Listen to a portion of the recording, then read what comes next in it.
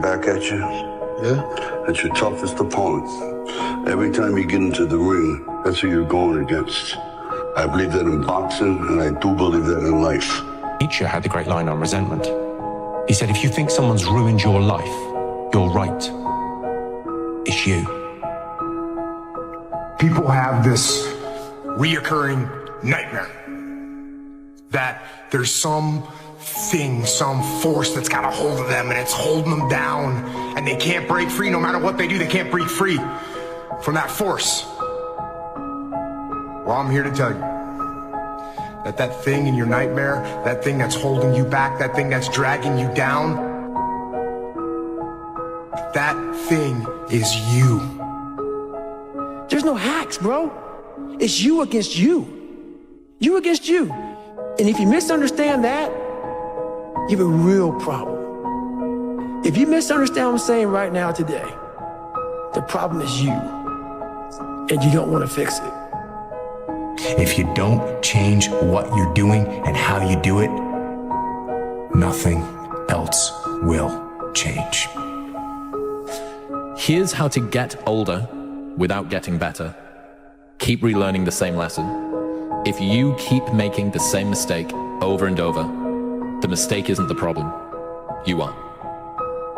Do you actually want to do this or not? Because if you actually want to do it, what's going to stop you? Nothing. And if you don't really want to do it, what's going to stop you? Just about anything that comes up. Just about any obstacle that gets in your way becomes an excuse not proceeding down that path.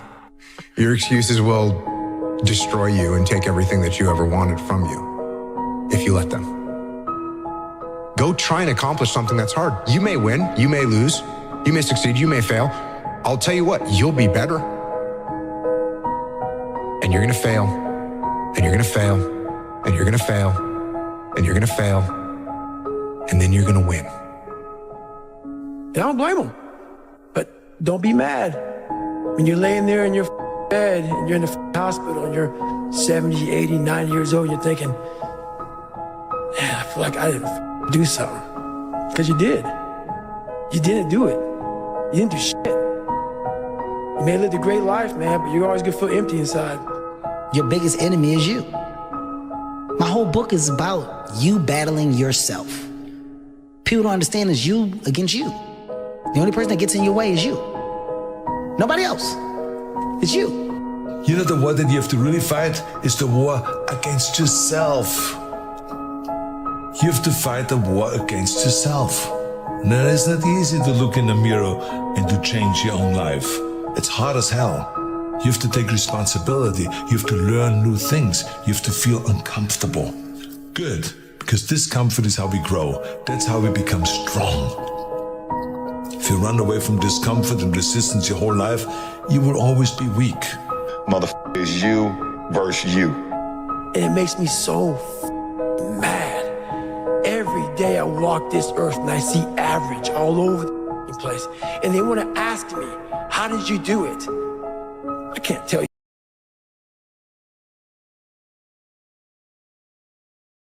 Because every day you wake up, like he says, like get the coffee, make the pancakes, kiss the girl, kiss the kids.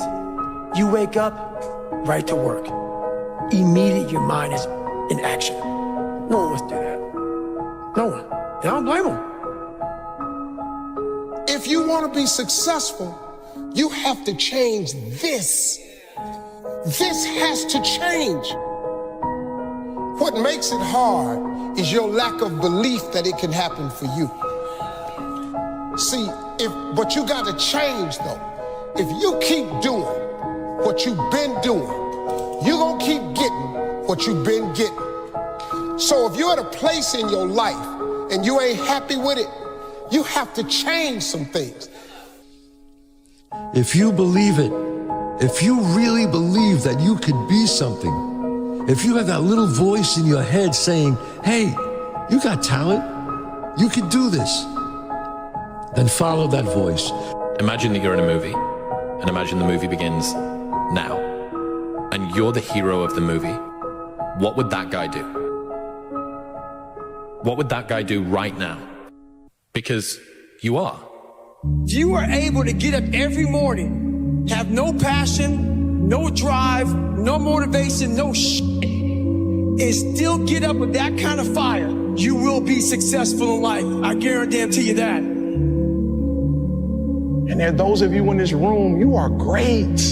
You are phenomenal, and you're not walking in it because you don't know who you are and what you want.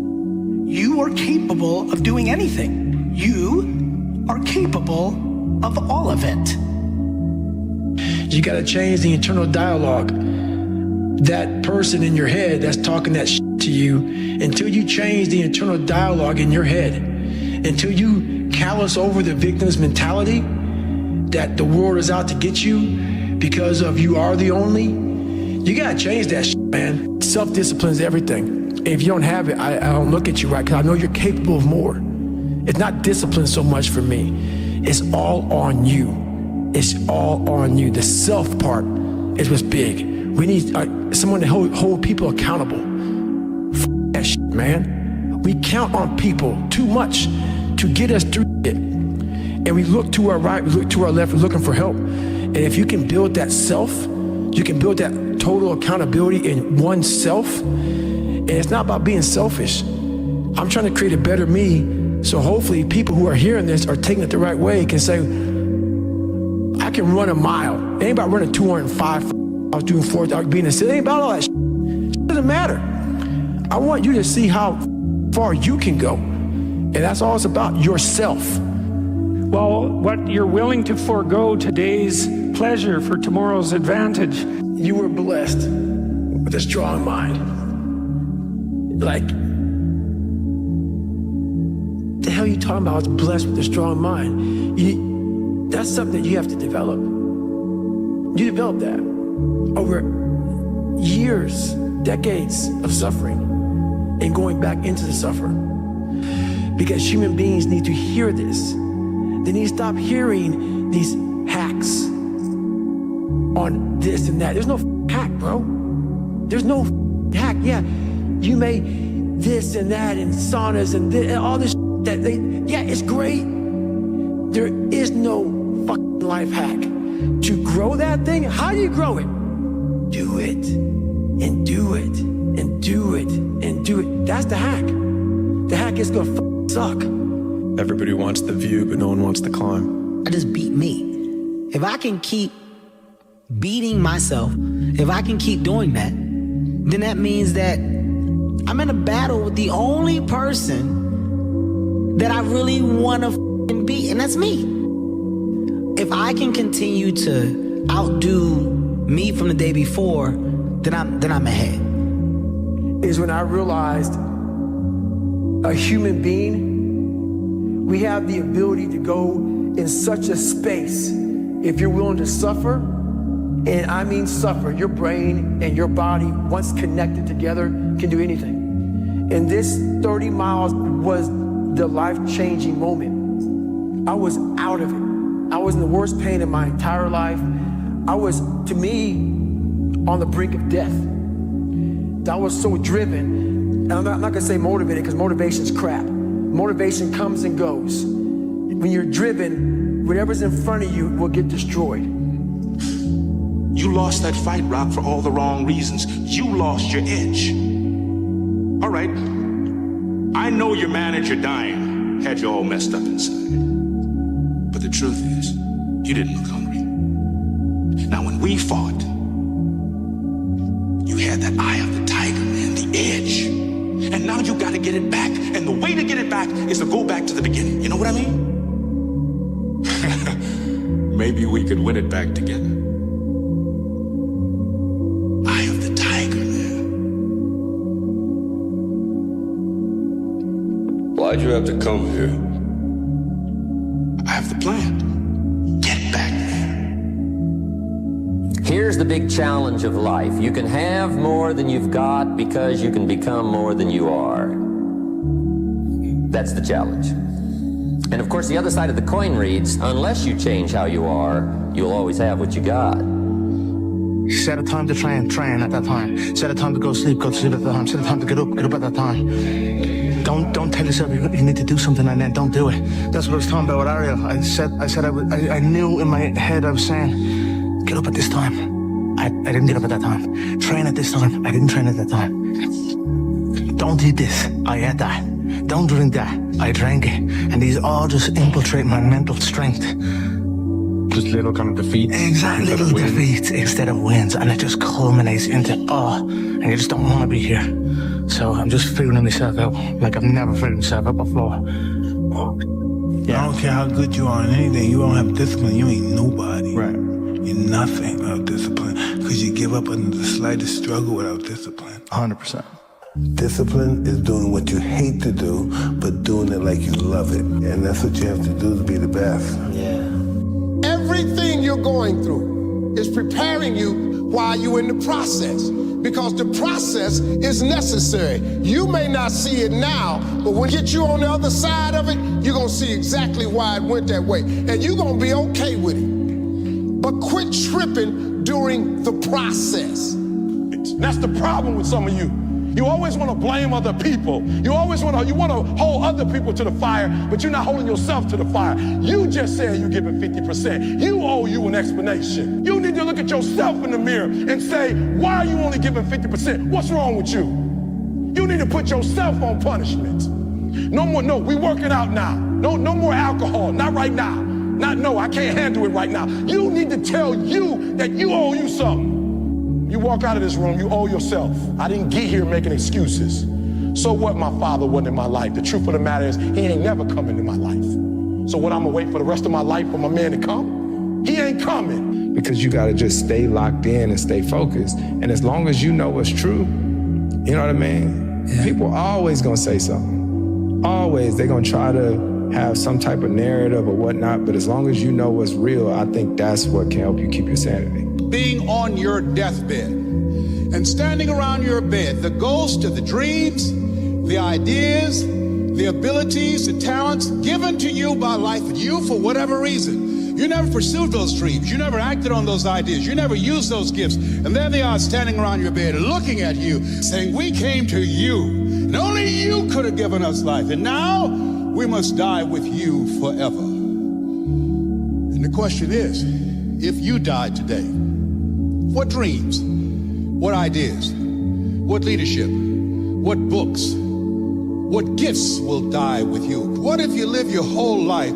only to discover it was wrong, to reach the point of death, only to realize that you've never lived, only to realize that you've never scraped the surface of your potential? How bad do you want this? Most people don't want it that badly, which is why they always ask the question, man, how did you get to where you are? You know how to do it. You know exactly how to be you or how to be me. You don't want to do it. So I can't make you do it, nor do I have the time or energy to force you into that place that I know you have to be to do it. There's no luck in this game, man. It may be a little bit of luck, but the luck happens after you bust your ass and you put yourself in that lucky situation. Luck doesn't happen. You put yourself in that situation where luck might happen. And this is my favorite rule from James Clear, which is a habit missed once is a mistake. A habit missed twice is the start of a new habit. Never miss 2 days in a row. You have no idea how great you really are because you are using such minimal of what you have on what it really takes to extract greatness from nothing. For so many years, I wanted to be balanced.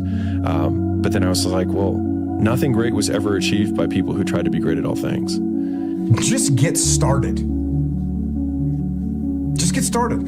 The longest time in the world is the hesitation between thought and action. It can actually be forever. You can hesitate for 1 second to get started on something, a workout, a project, a task, something that you know you should do. You can hesitate for 1 second. That 1 second of hesitation, all of a sudden it turns into 5 seconds. And then 10 seconds. And then 10 minutes. And then just like that, you drifted into the eternity zone. 1 second became an eternity because something that was gonna happen is now never gonna happen, ever. Why is that? Because you hesitated. So don't take that chance. Instead, take action. A body in motion tends to stay in motion. A body at rest tends to stay at rest. You've had enough damn rest. Go take action. I need you to confront you. I need you to confront you because you're the one holding you up. I need you to confront you. I need you to look in the mirror and tell you, you are not gonna do me like this no more. You're not gonna continue to sabotage me. You're not. You're not gonna keep procrastinating. I need you. You're not gonna keep thinking like that. I need, listen to me. This is the one thing I get so frustrated with humans. I get upset with humans when you go out to eat and they don't bring your food out the way you want your food out. And you are so upset and you let them have it. But then you disappoint you when you don't let you have it. You give you a pass. You give you a pass. You're not where you're supposed to be financially, and you gave yourself a pass. You know you're better than that. You know you should be further in life, but you keep letting you slide. It's time you punish you. The biggest risk to your future isn't your competition. It's the distractions you insist on keeping in your life, rather than doing the things you know you should be doing but aren't. People delay doing things they don't like for longer than it takes to do them. Find something difficult to do. You need that. You're not built for comfort or pleasure. Like if that comes along, good. You know, if you have a day where you're comfortable and there's some things around you that give pleasure, have some sense and enjoy it. But don't be thinking that's what your life is aimed at. That's contemptible. It's almost like you have to have the ability to go to the deep end no matter whether or not you'll ever go there. And some people are like, well, I'm never going to go to the deep end. But you should be able to. You know, so often, the best way to contend with problems, with issues, with adversity is action, is by taking action. The more you sit and the more you wait and the more time you spend with that adversity, with the upper hand inside your head, the worse it's going to get. Self-love is holding yourself to a higher standard than anyone else does. I think it's believing in the 85-year-old version of you, who's exactly who you want to be, and then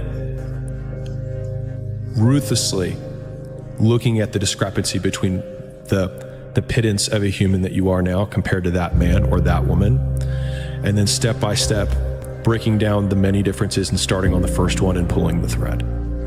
What's important to you? And what's important to you for whatever reason, you know, I felt like I didn't feel good about myself if I wasn't doing everything I could to be the best version of myself. If I felt like I left anything on the table, it would eat away at me. I wouldn't be able to look myself in the mirror. And so the reason why I can retire now and be completely comfortable about it, because I know that I've done everything I could to be the best basketball player I could be. And so that's where it comes from for me. You can't leave any stone unturned. Of course, you don't feel like doing it. Of course you don't. It's hard. Whatever it is, could be a workout, could be a run, could be starting on a project. Whatever it is, you don't feel like doing it. And you rationalize and you justify and you make excuses like a high-priced defense attorney trying to win the case for weakness, to go and do what you're supposed to do. So don't listen in your head. Instead, just go get to work. So if you wake up in the morning and you don't want to do something, you don't care enough about yourself. And that's what you need to really research is, man, why am I not doing this for myself? Because that is the number one purpose in life, is to better oneself. Our minds are morphing from minute to minute if we let them. If you are not paying attention, if you are on cruise control, then your mind is not under your own control. We can't be in cruise control. You can't let your mind be in cruise control. You have to be cognizant of what you're thinking. You have to be cognizant, you have to be aware of how you are being influenced. How bad do you want it? There's two options. To continue forward, pushing upward. And if you do, that dream is given birth, and forever you will live in the reality of it. If you stop, quit, throw in the towel, I promise you there's no distance you can travel far enough to find that dream again. For it is dead. And in its death, it's replaced by regret. You got to take ownership of what's going on in your life. When you're not where you want to be and you say it's because the boss doesn't like you, or it's because the girl treated you this way, or the guy did this, like all those things, you got to take ownership of them. Yeah. And if you're blaming all these other external things, you're not going to make any changes. And that's going to be a problem. It showed me even more of what we have as humans, if we're willing to go there and we're willing to push that extra step. And like I say, I always tell people, a lot of people, man, how do you do what you do? At the end of the day, I ask myself one question: can I take one more step? And usually the answer is yes. So if you can answer that question and not take another step, that is real failure. That is real quitting. It's up to you. The ball's in your court. No more around. You want your life to be better? I can't help you. Lee can't help you. Joe Rogan can't help you. Ari can't help you. God can't help you. Only you can help you. Grab your balls, get a notebook, and write down what the you're gonna do this year. And this is it. You're not gonna have these problems. To drugs, to cigarettes, that dumb bitch. It all starts today, all right? No more excuses. This is the year of the soldier. It's 2015. We're going in like Marines. You understand me? We're getting back what belongs to us. And that's it. No more around. Don't let life stop you from living life. All that you feel, all that you're carrying, all that you've seen, all that you've heard, all that you've been exposed to, all of those experiences, they are all very, very real. You may not be telling people about them, but you're thinking about them, you're carrying it, you're processing, you're triggered by it. It's all still there. But do yourself a favor and make the decision that you're not gonna let life stop you from living life. And don't worry about how fast your homegirl got over him, or he got over her and moved on.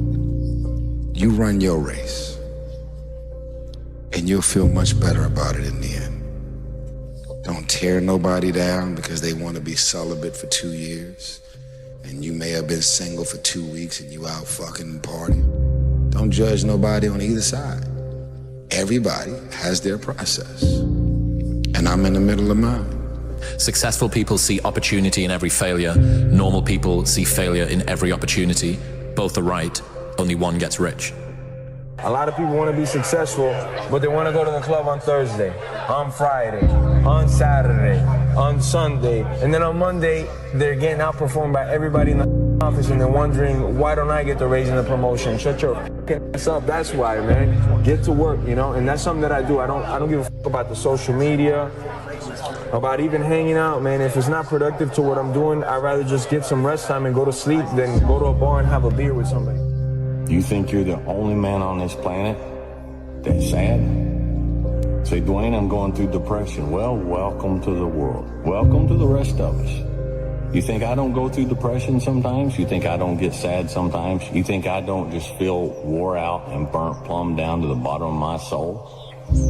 We all do. We all do. Life is not easy. It is not. Don't try to make it that way. Life's not fair. It never was. It isn't now, and it won't ever be. Do not fall into the trap, the entitlement trap, of feeling like you're a victim. You are not. Get over it and get on with it. And yes, most things are more rewarding when you break a sweat to get them. It's like when Kobe said, I was chasing perfection and excellence, even though I knew I would probably never catch it. But just the fact that I was willing to chase it, I would defeat most of my opponents, because most of my opponents would never chase something that didn't have any guarantees attached to it. You are your own competition. There is nobody that can judge your actions but you. If I'm putting, like you said, if I'm putting 100% into my life, I'm going to put 100% into my play when it's time for me to play. Right, I hear you. 110% into me and my family. I don't care what it is that we do. I'm going to give it 100% when it's time to enjoy ourselves on whatever level we want to do. That's my decision. Your life was basically the perfect grounds for training for where you need to go in your life. All the beatings, all the bullying, all the, you going through learning disabilities, all the struggles. It was the absolute perfect training ground for you to go to where you need to go. And that's how I started looking at my life versus woe is me, poopy pants, kick a rock down the street mentality.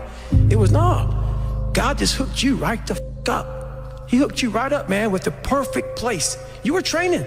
For the first 18, 19, 20, you were training for this stuff, man. You had the advantage of everybody else versus, my God, they're so above me. They came from a great family. Mom and dad love them. They didn't have to learn, they didn't stutter, they didn't struggle. No, man, your struggle is what made you who you are now. Whatever that thing is that you actually enjoy doing, where you lose track of time when you're in it, even if it's challenging, but usually it is challenging, right? Like it's not easy because then it's boring, right? Which is also why the uncertainty thing is so key, right? To not knowing if it's gonna work or not. Is that the people who are, quote, addicted to work make it easy to be addicted to work because they do things worth doing. And I think a lot of it is coming down to making sure that you take the few precious seconds that we have to do the few things that are worth doing for the rest of your life. The one companion that's always going to be with you is yourself. And I think the first thing you have to do, I think the first thing we have to do is we have to get ourselves to the point where we don't necessarily need a companion. The same is with us, with the human mind. The human mind can only really grow through resistance. You can only strengthen your character, become a really strong person inside if you have resistance, if you fail, if you get up again, and if you work hard, and if you work your ass off, and if you struggle. The more you struggle, the further you're gonna go.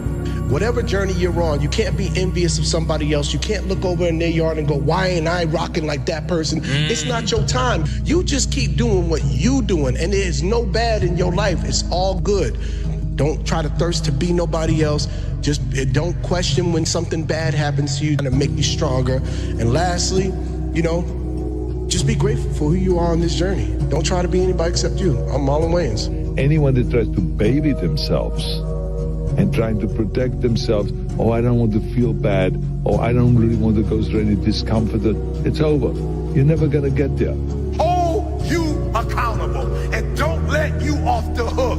You know you better than that. You know you should be further in life, but you keep letting you slide. Right, so I'm not telling you how to punish yourself. But no, I mean that. Write it down. First, I need you to hold you accountable. From now on, you're not going to hold any other human more accountable than you hold yourself. What I've learned is to always keep going. Always. I've come to find out is that, no matter what happens, the storm eventually ends. And when the storm does end, you want to make sure that you're ready. And so I've really learned to put one foot in front of the other, good, bad, or indifferent, because eventually that storm passes. You can have what you want in 5 years, but there's two conditions. You have to know what it is, and you have to aim at it. Figure out what you want. Write it down. Figure out what you could do to start moving towards that. Okay. Do that with your family relationships. Do that with your friendships. Do that with your career. Do that with your education. Think about your misuse of alcohol and drugs and other things that might drag you down. If you want to drink, it's like, okay, what do you mean by that exactly? How often? How much is too much? How are you going to constrain that and why? Develop a vision. And you have to do that in dialogue with yourself, right? It's like, if I could have what I wanted, what would satisfy me? And you might think, well, I could never get that. And I could say, well, maybe not, but I'll tell you one thing, man. You can move towards it. And I know Everyone who knows the underlying neuroscience knows this. Almost all the pleasure is in the moving toward. But if you set up a goal that you think is, just on the edge of conceivability, then every time you move even a tiny bit towards that, you're going to think, good work, man, good work. You get a little kick from that. You get a little stronger from that. The minute that you understand that you can poke life and actually something will, if you push in, something will pop out the other side, that you can change it, you can mold it. That's maybe the most important thing, is to shake off this erroneous notion that life is there and you're just going to live in it, versus embrace it, change it, improve it, make your mark upon it. You can't sit back and say, I'll start in half an hour. I can't do that. I got to start now. And after I get back from starting, I got to start again. And then when I get done with that run or that study session, if it wasn't good enough, I got to go back again. Because repetition is what taught me everything. So you can honestly outwork anything. What is the pain you're prepared to swallow the most? Nothing worthwhile is going to come without discomfort. So you got to realize that it's up to you to decide what it is you truly want. And it's up to you to accept what pain you are willing to accept. Because if you struggle and you flounder and you refuse to take responsibility for yourself and become that version that you know you're supposed to become, you will be miserable. 100%. You will have every single regret a human being could ever fucking have in their entire lives. And the flip side is this. You could put in the work. You could put in the time. You could say, I am not going to settle. I am going to become exactly who I'm meant to become, because I know that it's not just going to serve me, it's going to serve my family. It's going to serve my community. It's going to serve my city, my state, and my country. And it's going to create an immeasurable ripple effect of people who know that they can do it too. And guess what? That's going to be hard. But at the end of the day, even if you come up short, even if you don't become exactly what it is you want to become, you will have created so much good in this world that you will not have regrets when you die. So the choice is yours. The choice is stay how you are, keep pointing the finger, keep blaming everybody, and we'll continue to be this shitty version of society that doesn't take responsibility for anything and defers responsibility to all these people that want us sick and fat and lazy and dependent on them. Or you can say, I am done with this. Today is the day. Today is the day that I will look back 10 years from now and say, that was the day that everything changed. Yeah, and I said it the other day, and you have to realize, you have to know, you have to accept that all your excuses are lies. They are lies, all of them. Think about the things that you tell yourself, the lies you use to rationalize taking the easy road. Taking the easy road and leaving discipline behind. Think about them. Those times when you get up early and you work hard. Those times when you stay up late and you work hard. Those times when you don't feel like working, you're too tired, you don't want to push yourself, but you do it anyway. That is actually the dream. That's the dream. It's not the destination, it's the journey. And if you guys can understand that, then what you'll see happen is that you won't accomplish your dreams. Your dreams won't come true. Something greater will. You have to work every single day. I think that's where your confidence comes from. Because when nobody's looking, that's the time that really counts. That's the time that really matters. But the finished product is the easy part. It's like the working out at 5, 6 a.m. and all the practices and all the extra conditioning. Like, that's the hard part. But when push comes to shove, when I'm in the fourth quarter and it's 2 minutes left to go, I know how much I train. I know how tired I've already made my body. This is nothing. And so I can get through it. That work that you do every single day is key. because that's what you're gonna be able to fall back on, and that's what you're gonna be able to like rely on when push comes to shove. So every single day, like I said, I love it. I love to work out, wake up and train early, eat right, break my body down, and then rest and build it back up and do the same thing over again. You don't have time. That's a lie. You don't have support. That's a lie. You don't know the best way. Who cares? That's a lie. Or you're too old, or you're too young. Of course you're too old or too young. Lie. And there's you're too busy. Sure you are. That's a lie. Until you say, yeah, I'm gonna take action. Nothing changes if nothing changes, man. And I'm not preaching at you. I'm just, I just want to remind you, because I've spent a lot of time in my life sitting around wanting things to change, and not being able to make them change, and not thinking I could.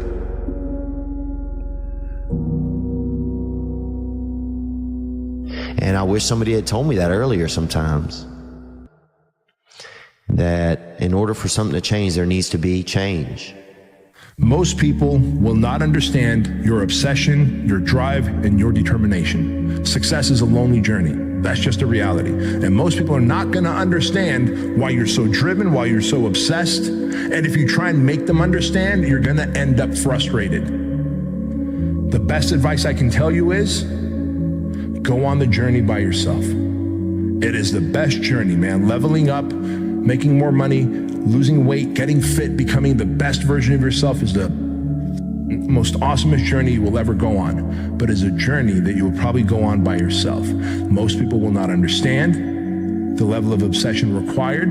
They will not understand the level of drive and determination that it takes for you to become that person. And when you try and help them understand, you'll find yourself frustrated. I remember when I first started comedy, my dream was to one day headline Madison Square Garden, and I would tell people that, and they would all usually roll their eyes, or they would they'd kind of laugh at the notion of it. I told you that was my dream. Boy. And I said, one day I want to headline Madison Square Garden, and I remember you stopped what you were doing, and you looked me in the eyes, and you said, I'll see you there. Wow. And it was really important to me, because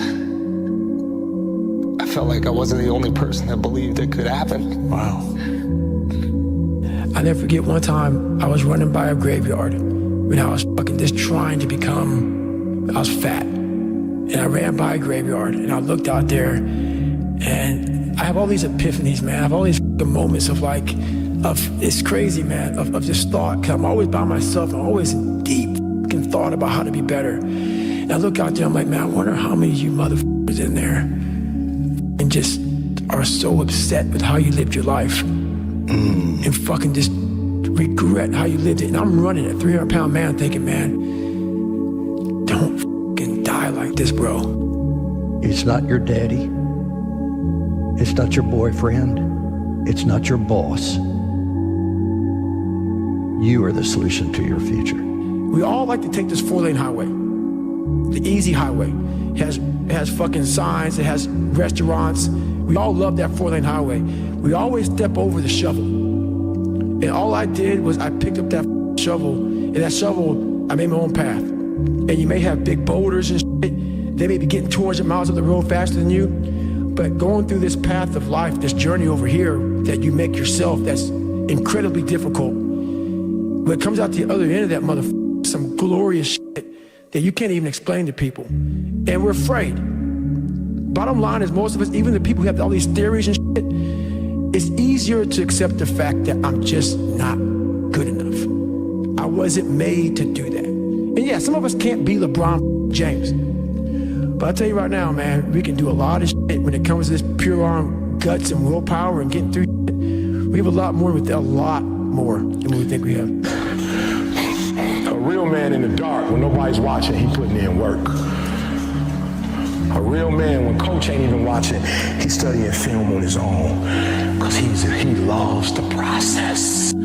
You have to visit that place, because if that place comes visit you, it will never leave. If you go visit the darkness that you've been running from, you'll have the opportunity to leave a better person. You'll have a better understanding of yourself. You'll have a better understanding of your purpose.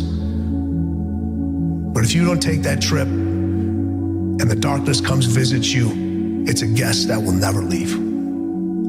Are you in a place where you are ready to actually shift and do and execute on why you're here? All of that is foundationally on your own self-awareness of who you are, being okay that you suck at most things, being accountable, and most importantly, finally cutting out the cancer of insecurity out of your body on the things that have always been there by shedding light. Don't be upset by the results you didn't get from the work you did not do. Don't be upset. Don't be upset you didn't do it. Don't be upset you didn't get the results because you didn't do the work. Don't be upset. I don't want you to be upset. I don't want you to be angry. I want you to be like E.T. I didn't get the results because I didn't do the work. Bottom line, I didn't show up on time. I didn't do what I said I was going to do. I hit the snooze button. I made an excuse. I didn't make adjustments, right? I need you to understand. Look.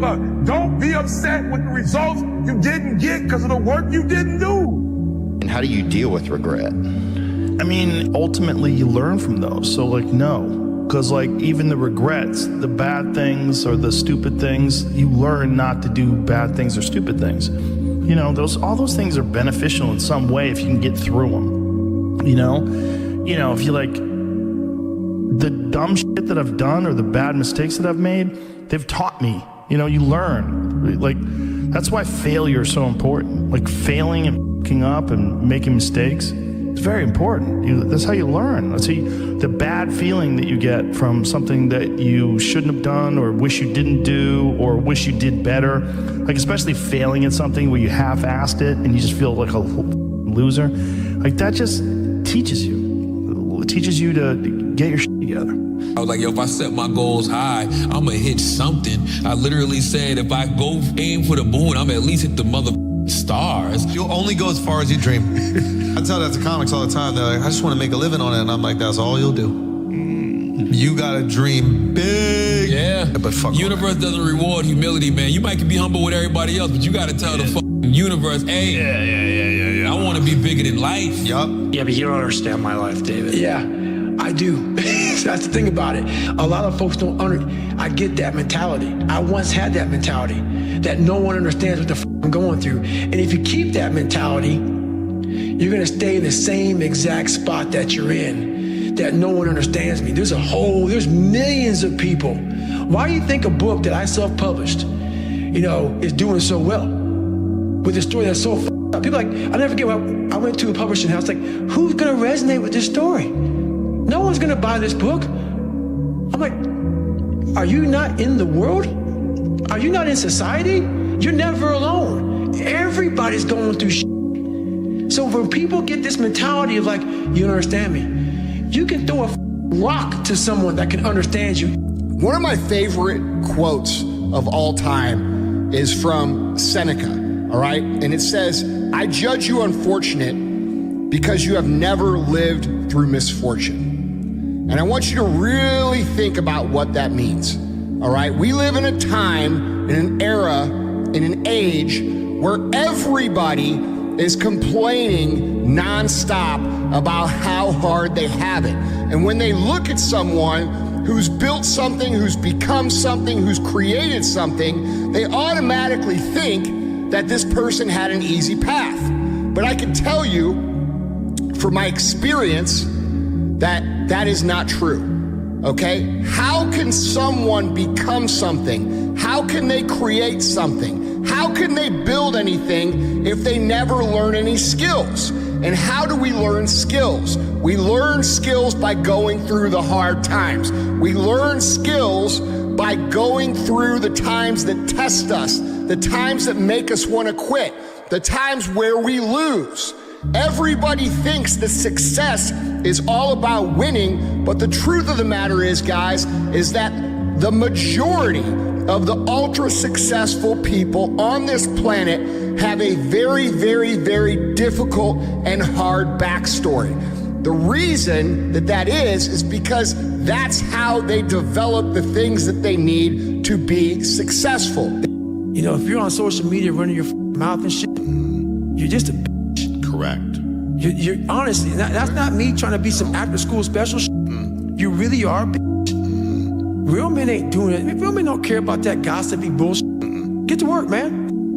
I got little kids who don't believe that they can do it. When they saw me, they thought now they can do it. So I get up every morning at 2:30, 3 o'clock. Why? Because greatness is upon me. Dr. King is dead. Malcolm X is dead. I'm that new guy.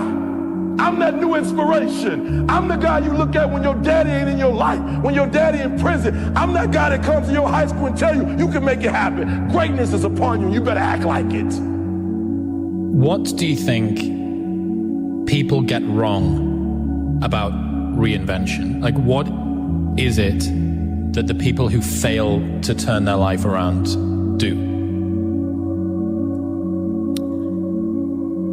I think people think it's a magic trick. They snap their fingers, they make a decision, and their life is different overnight.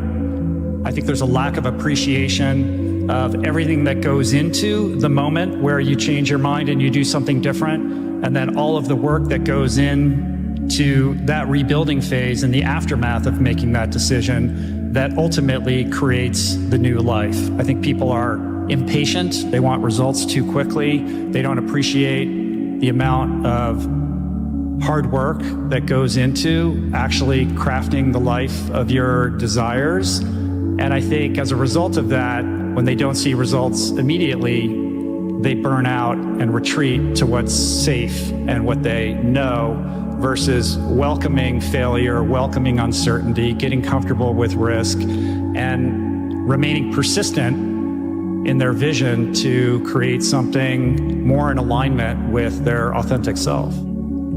And treat every day as game day, you're gonna never be ready for game day. When the most intentional individuals, every practice, Michael always said, I practice so hard so the games are easy. Some of y'all don't want it, that's why you ain't got it. Excuses sound best to the person that's making them up. There's pretty much nothing that you could say that you went through that I haven't went through, and I'm still here. Stop feeling sorry for yourself. Get off the pity potty. Wake your ass up. Awaken the beast inside. Get in shape. Get off the pity potty. Stop looking for the new pity committees. Running around telling everybody your sad and sob stories, trying to get people to show up to your pity parties and your pity parades. It's time to take shit to another level. You got a problem with your life, you got a problem with your environment, do something about it. If you ever see me in a Rolls Royce, a private plane, a 6 or 7 star hotel, living my life to the fullest, don't hate on me. Don't get jealous of me, because I work my ass off to get it. Everything about my life and career, I've earned it. Ain't nobody gave me shit. Nobody handed me nothing. If you want it, go get it. We're in a culture that is driving everybody towards this idea that happiness is purchased through luxury, comfort, and ease. 100%. The truth could not be, more different from that reality. That if you want to find peace with yourself, self-understanding, self-knowledge, self-esteem, all of these things are going to be found only through evaluating what your normal is and putting yourself in situations that you don't want to do. There's a stimulus and there's a response. What happens in the box inside of your head does not matter. If you respond a certain way, you have learned. And if you continue to see the same stimulus and you don't respond the way you want to, you have not learned. So you need to learn. Don't waste your time. Do you know that everybody alive gets exactly the same amount of time we get all there is? It's what we do with it that makes the difference. Don't waste your life. Set your goals high. Quit thinking about what's wrong. Start thinking what's right. Love a little more, hate a little less. You have no idea what you're capable of doing. Make up your mind today, you're going to figure it out. There was no passion, no drive, no nothing. But I had this fire that I'm going to be somebody. And it has to be there because on all those bad days and all those days you don't want to do it, you have to be your own motivator, your own coach, your own trainer, your own everything. And what that means is you may have failed miserably yesterday, but you come to work, be like, man, you just lost everything. How the hell are you just fucking damn motivated? Because this is what it takes. It's not about the shoes. It's about knowing where you're going. Not forgetting where you started. It's about having the courage to fail. Not breaking when you're broken. Laziness is something that has to do with you. You're not connected to something deep enough. You don't feel the necessity. You don't feel the devil at your heels. You don't feel the fact that you could very well die tomorrow that will impel you to get something done. There's no necessity behind it. And the human animal, the way we were created, is when we feel pressure, we feel the necessity to get things done. We can move mountains. But when that pressure, almost like a barometric pressure, releases, and we don't feel the need to get something done, we can become incredibly lazy because there's no necessity. So you have to create necessity in your life. You have to create the need to get things done. Why do that much? Why go that far? Why try to become everything? That's a good question, why? And you're the only one personally that can answer that question for yourself. One of the big thrusts for success is to come up with a strong enough why. And if the why is powerful, the how is easy. If the vision isn't clear, the old prophet said, without a vision we die, without a vision we perish, without a dream we're nothing. Most people, the bottom 80%, are lazy. They're looking for an easy way. They're looking for a shortcut to be successful. And there aren't any. But if you do something repeatedly over and over, you develop a habit. So most people are in the habit of looking for easy ways to get the things they want. It's almost like you have to have the ability to go to the deep end no matter whether or not you'll ever go there. Right. Yes. And some people are like, well, I'm never going to go to the deep end. Mm-hmm. But you should be able to. Yes. What are you willing to give up? What are you willing to sacrifice? What are you willing to forgo?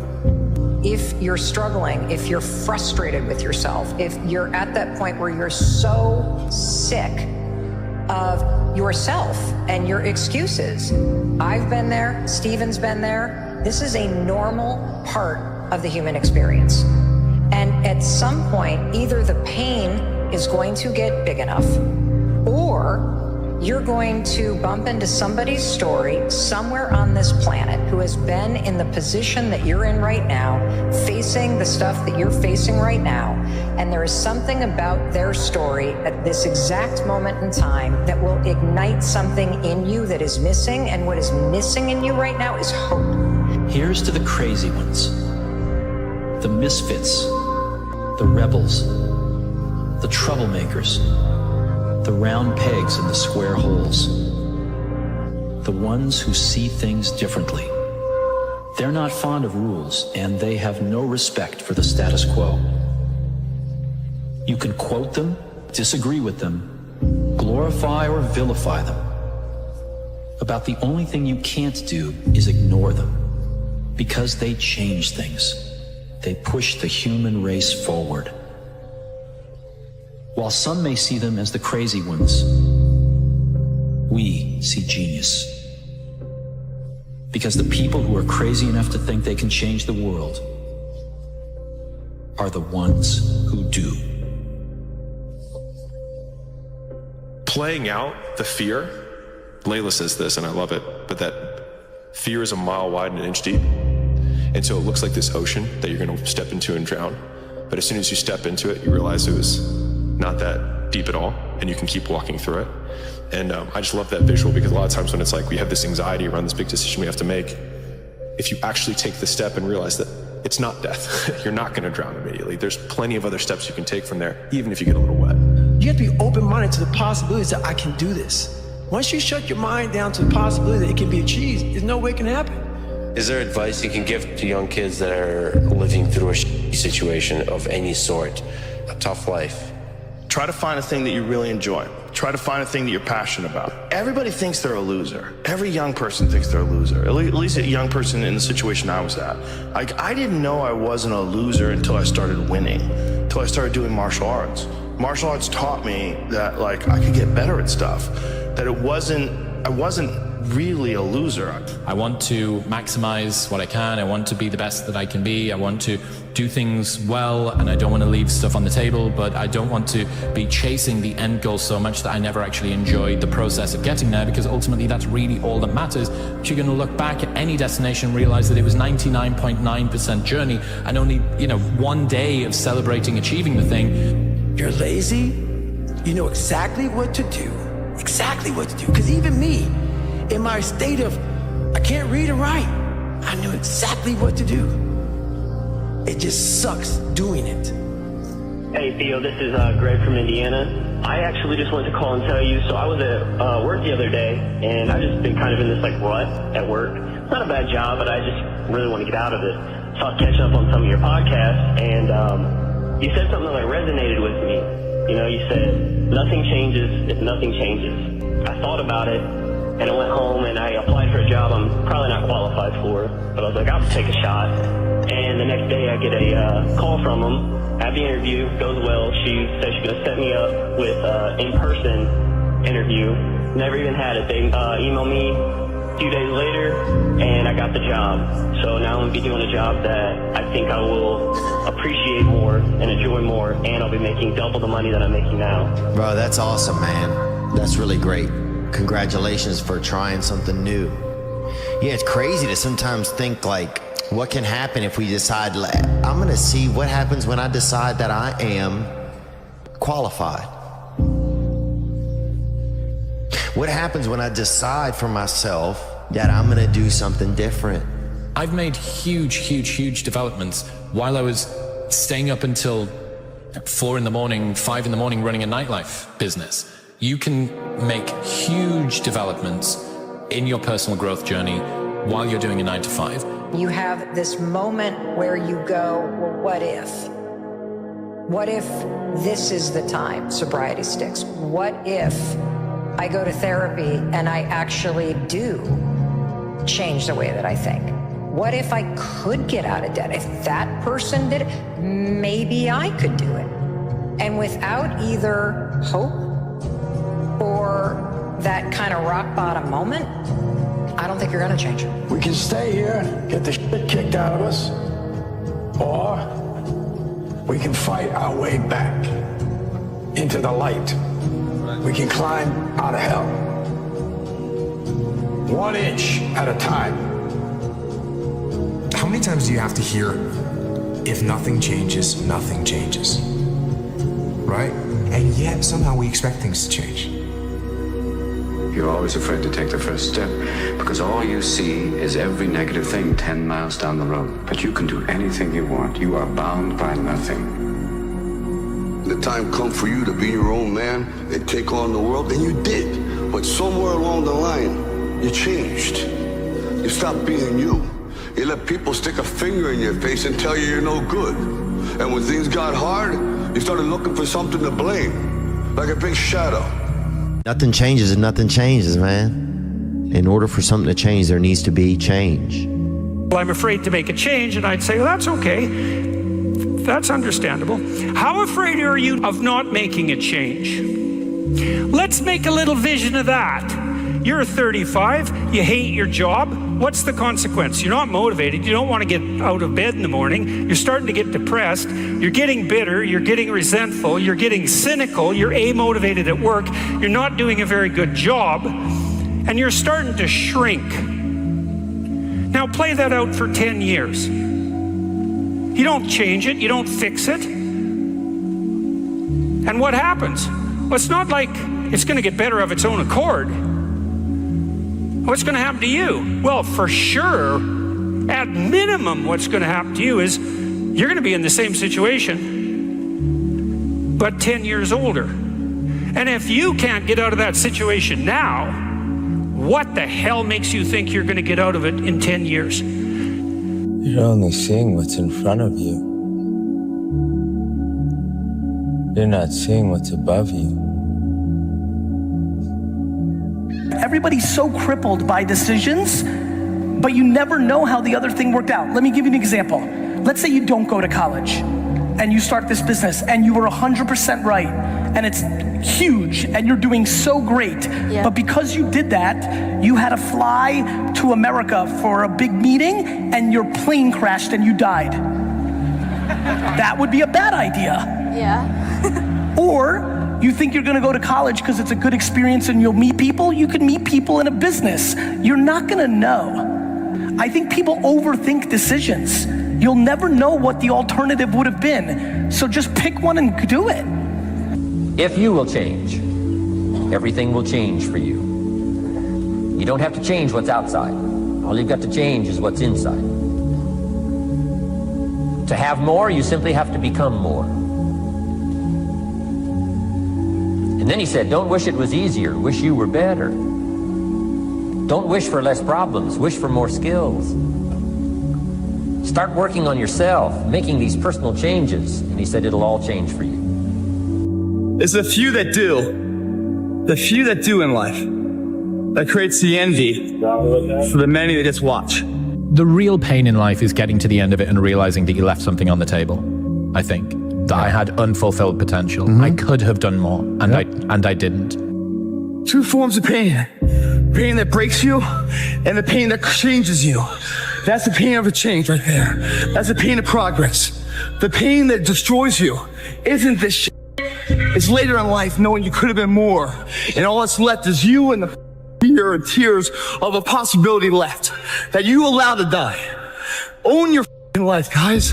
You get every opportunity. There's no excuse not to be the hardest worker in the room. What would have had to have happened in a week for you to look back on that week with pride? Okay, maybe stop breaking promises to yourself. When you say, I'm going to wake up tomorrow at 7 a.m., and when the option comes to hit the snooze button, don't do it. There's one win that you've got for the day. That's action. The path of the exceptional person is one of an exception, which means that you are not with other people.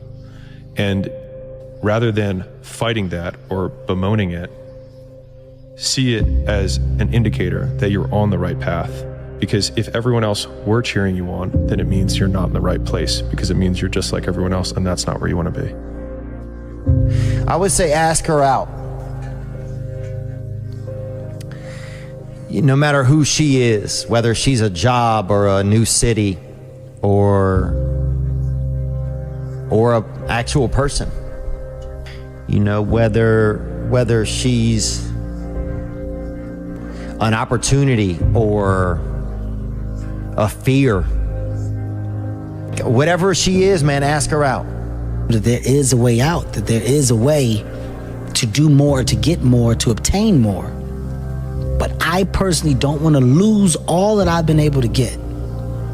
So I need to make sure that I do everything to keep it. So I can't be content. We're all writing a book. What's your book look like? What does your book look like? Like your life is a book. You got a bunch of chapters in your book, but when they close that book, how good was the book? There'll be times where you succeed and there are times that you fail. And so wasting your time doubting whether you're going to be successful or not is pointless. It is. You just put one foot in front of the other. You control what you can't control. And then you see what the outcome is. Right? If you win, great. You're going to have to wake up the next day and do the journey over again. If you lose, it sucks, but you're gonna have to wake up the next day and do the journey all over again anyway, right? So it's really pointless to sit here and debate or have doubt or this, that, and the other. You train as hard as you can, and you step out there and you let it flow. What is that thing that we wanted to accomplish? That thing you wanted to accomplish, that thing that has been gnawing at your gut, that thing that you think you have some passion about, that you want to take a crack at, that thing that's been in your crosshairs, that thing I'm thinking about, I want to accomplish it, I think I'm going to be good at it, I think I could make something of this particular thing. You know what? One day. I'll do it one day. This is day one. This is day one.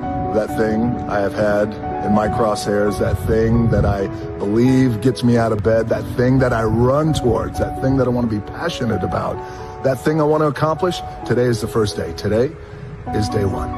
Why would you not go for it? Why would you not take a chance? At one point in time, you got to take a chance on you.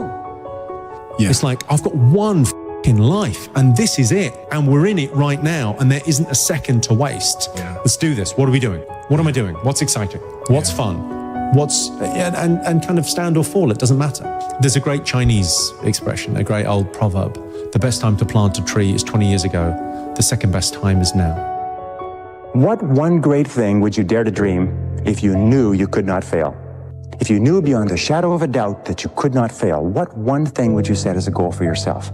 Because sometimes answering that question will tell you the one thing that you've been put on this earth to accomplish. 75 years. That's how much time you get if you're lucky. 75 years, 75 winters, 75 springtimes, 75 summers, and 75 autumns. When you look at it like that, there's not a lot of time, is? Don't waste them. Get your head out of the rat race and forget about the superficial things that preoccupy your existence and get back to what's important now. Right now, this very second. Every morning when you get up, say over and over to yourself, do it now, do it now, do it now. I do it now, do it now. Whenever you have this tendency to procrastinate, program your subconscious mind with this automatic conditioned command: do it now, do it now, do it now. The key to overcoming procrastination is to develop a sense of urgency. Be the kind of person who gets things done quickly. Be the kind of person who launches fast on a task. Is that when it feels scary to jump, Ian, that is exactly when you jump. Otherwise, you end up staying in the same place your whole life. And that I can't do. There's a saying, when the devil ignores you, then you know you're doing something wrong. Wait a minute, I'm not done now. You know, the devil goes, oh no, leave him alone. Hey, he's my favorite. Don't you bother him. Yeah. Conversely, when the devil comes at you, maybe it's because you're trying to do something right. You know, if every time someone asks you a question, you try to say the right answer, your entire life is a test. And when did you have the most anxiety? In grammar school and high school? No question. On test day. No question. So your entire life become this test. I ain't trying to say the right answer. I am just doing what I feel. My mama said trying is failing. There is no ifs, woulds, coulds, shoulds. It just is, and we just are. But go out there and make something of yourself, for God's sake. Be an honest person and work and get to the top of whatever it is that you want to get to the top of. Stand up for yourself like a respectable human being and be a bit of a light on the world instead of a blight. The time is now. The time is now to express and for people to believe in themselves. The time is now for it to be okay to be great. People in this world shun people for being great, for being a bright color, for standing out. But the time is now to be okay to be the greatest you. Heroes and villains always have the same backstory, pain. The difference is what they choose to do about it. Villain says, the world hurt me, I'll hurt it back. The hero says, the world hurt me, I'm not going to let it hurt anybody else. Heroes use pain, villains are used by it. You and I are capable of doing whatever we can see. If we can hold it in our head, we can hold it in our hand. Don't waste your life. Set your goals high. Quit thinking about what's wrong. Start thinking what's right. Love a little more, hate a little less. You have no idea what you're capable of doing. Make up your mind today, you're going to figure it out. To develop the quality of being unstoppable. Develop the quality of being unstoppable. Say in yourself that no matter what life throws at me, it'll never stop me. No matter how rough it gets, I will never quit, and nothing will ever stop me. Make the decision that you can be tired, you can be worn out, but nothing is ever going to stop you. I'm always waiting for everything to be perfect before I live my life.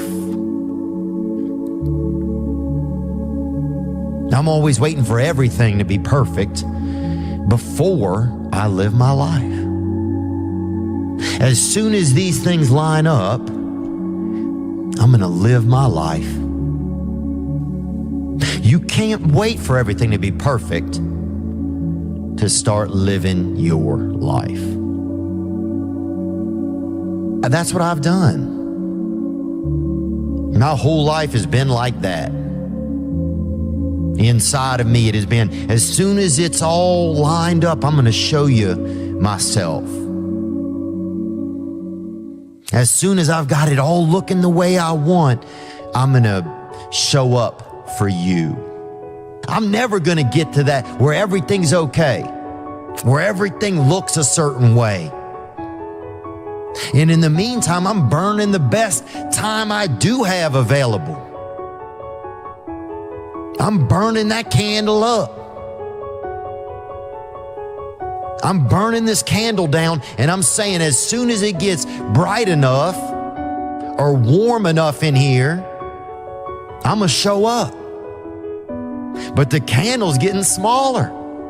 I had a difficult childhood, but there's no excuse for people not being able to do what they want to do. You can do anything that you want to do. So if you're young, don't give up. Don't say the world is just against me. That's not true. And the other thing that's so interesting about being alive is that you're all in. No matter what you do, you're all in. This is going to kill you. So I think you might as well play the most magnificent game you can while you're waiting. Because do you have anything better to do? Really? Why not pick the best thing possible that you could do? If times are hard, good things nor bad things last forever. But most generally, we are in control of our own destiny. You think when you're young that you have all this time. You have no time. There's no time. I mean, one of the quotes on the wall in the gym in there is, "There is no tomorrow," from Rocky 3. You know, there is no tomorrow. F that shit. Let's get all this done today. Just sitting around dreaming someday, you know, I mean, someday I'm going to get a different job. Someday I'm going to change this. Well, someday ain't a day of the week. You know, there's Monday, Tuesday, Wednesday, Thursday, Friday, Saturday, Sunday. Look on your calendar. Some days not on there. So you got to say, okay, I want to take this small step by here, this small step by there, this small step by there. And then pretty soon, you know, we don't leap tall buildings in a single bound. We take it a floor at a time. You know, greatness is not meant for a few chosen people. It's meant for those who persistently pursue their dreams every day and make that choice when they wake up. So just a mentality, really. Aspirations come from people that do amazing things, but they're really ordinary people just waking up every day doing it, doing the little things that other people aren't doing. So chop wood, carry water, I gotta stay poised is definitely something. And we all have this feeling that I came into this world. Now, it isn't true. You came out of this world like a leaf comes out of a tree. You're going to realize it one day. That happiness was never about your job or your degree or being in a relationship. Happiness was never about following in the footsteps of all of those who came before you. It was never about being like the others. One day you're going to see it. That happiness was always about the discovery, the hope, the listening to your heart, and following it wherever it chose to go. Happiness was always about being kinder to yourself. It was always about embracing the person you were becoming. One day you will understand that happiness was always about learning how to live with yourself, that your happiness was never in the hands of others. One day you'll realize that true happiness comes from within, and no external factors can define it. It was always about you. It was always about you. If you want to know something about yourself, sit on your bed one night and say, what's one thing I'm doing wrong, that I know I'm doing wrong, that I could fix, that I would fix? You meditate on that, you'll get an answer. And it won't be one you want, but it'll be the necessary one. If you can get a mental image of the person you would most like to become, begin now to act as that person would act in everything you do. Gradually, imperceptibly, you will actually become that person. It goes back to what the great German poet and philosopher Goethe once said. Before you can do something, you must first be something. Before you can do what you would most like to do, you must first become the person who can do it. Anything I have done in my life, I've done it, and I've done it with the expectation I have no regrets, or I wouldn't have done it in the first place. I'm a man of calculation, you know what I mean? I'm a man of strategic planning and strategic movement, you know? So when I do things, I make sure I don't regret it. Is there any limit to your ambition? No. Or any limit to what you think you can achieve? No.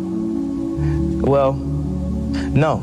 Because I think right now, if I was to quit rapping and I said I want to go to the NBA, I would be in the NBA. No, you wouldn't. Yes. No, you wouldn't. Yes, I would. No, you wouldn't. Yes, I would. Why would you think you could make it to the NBA? Because I think I can do anything. 10 years from now, you will surely become someone. The big question is, who? What are you becoming? And if you go to work on it now, sure enough, in a very short period of time, you can take on a new direction to become the kind of person you want to be. 10 years from now, you will surely arrive. And the question is, where? So to answer the question of where you want to arrive and the kind of person you want to be, you've got to get serious. Hey, you can do anything you put your mind to. Never give up on your dreams. Keep smiling no matter what you're going through. If you fall down, just get up. If you can't get up, your friends are there to help you up. Your mama's there, your daddy's there, God's there. Hey, I'm there to help you up. And so all of a sudden you're sitting there and you're thinking, man, I thought my life was together. Now it's in shambles at my feet. No, it's not. No, it's not. It's not. It's all right. It's all right.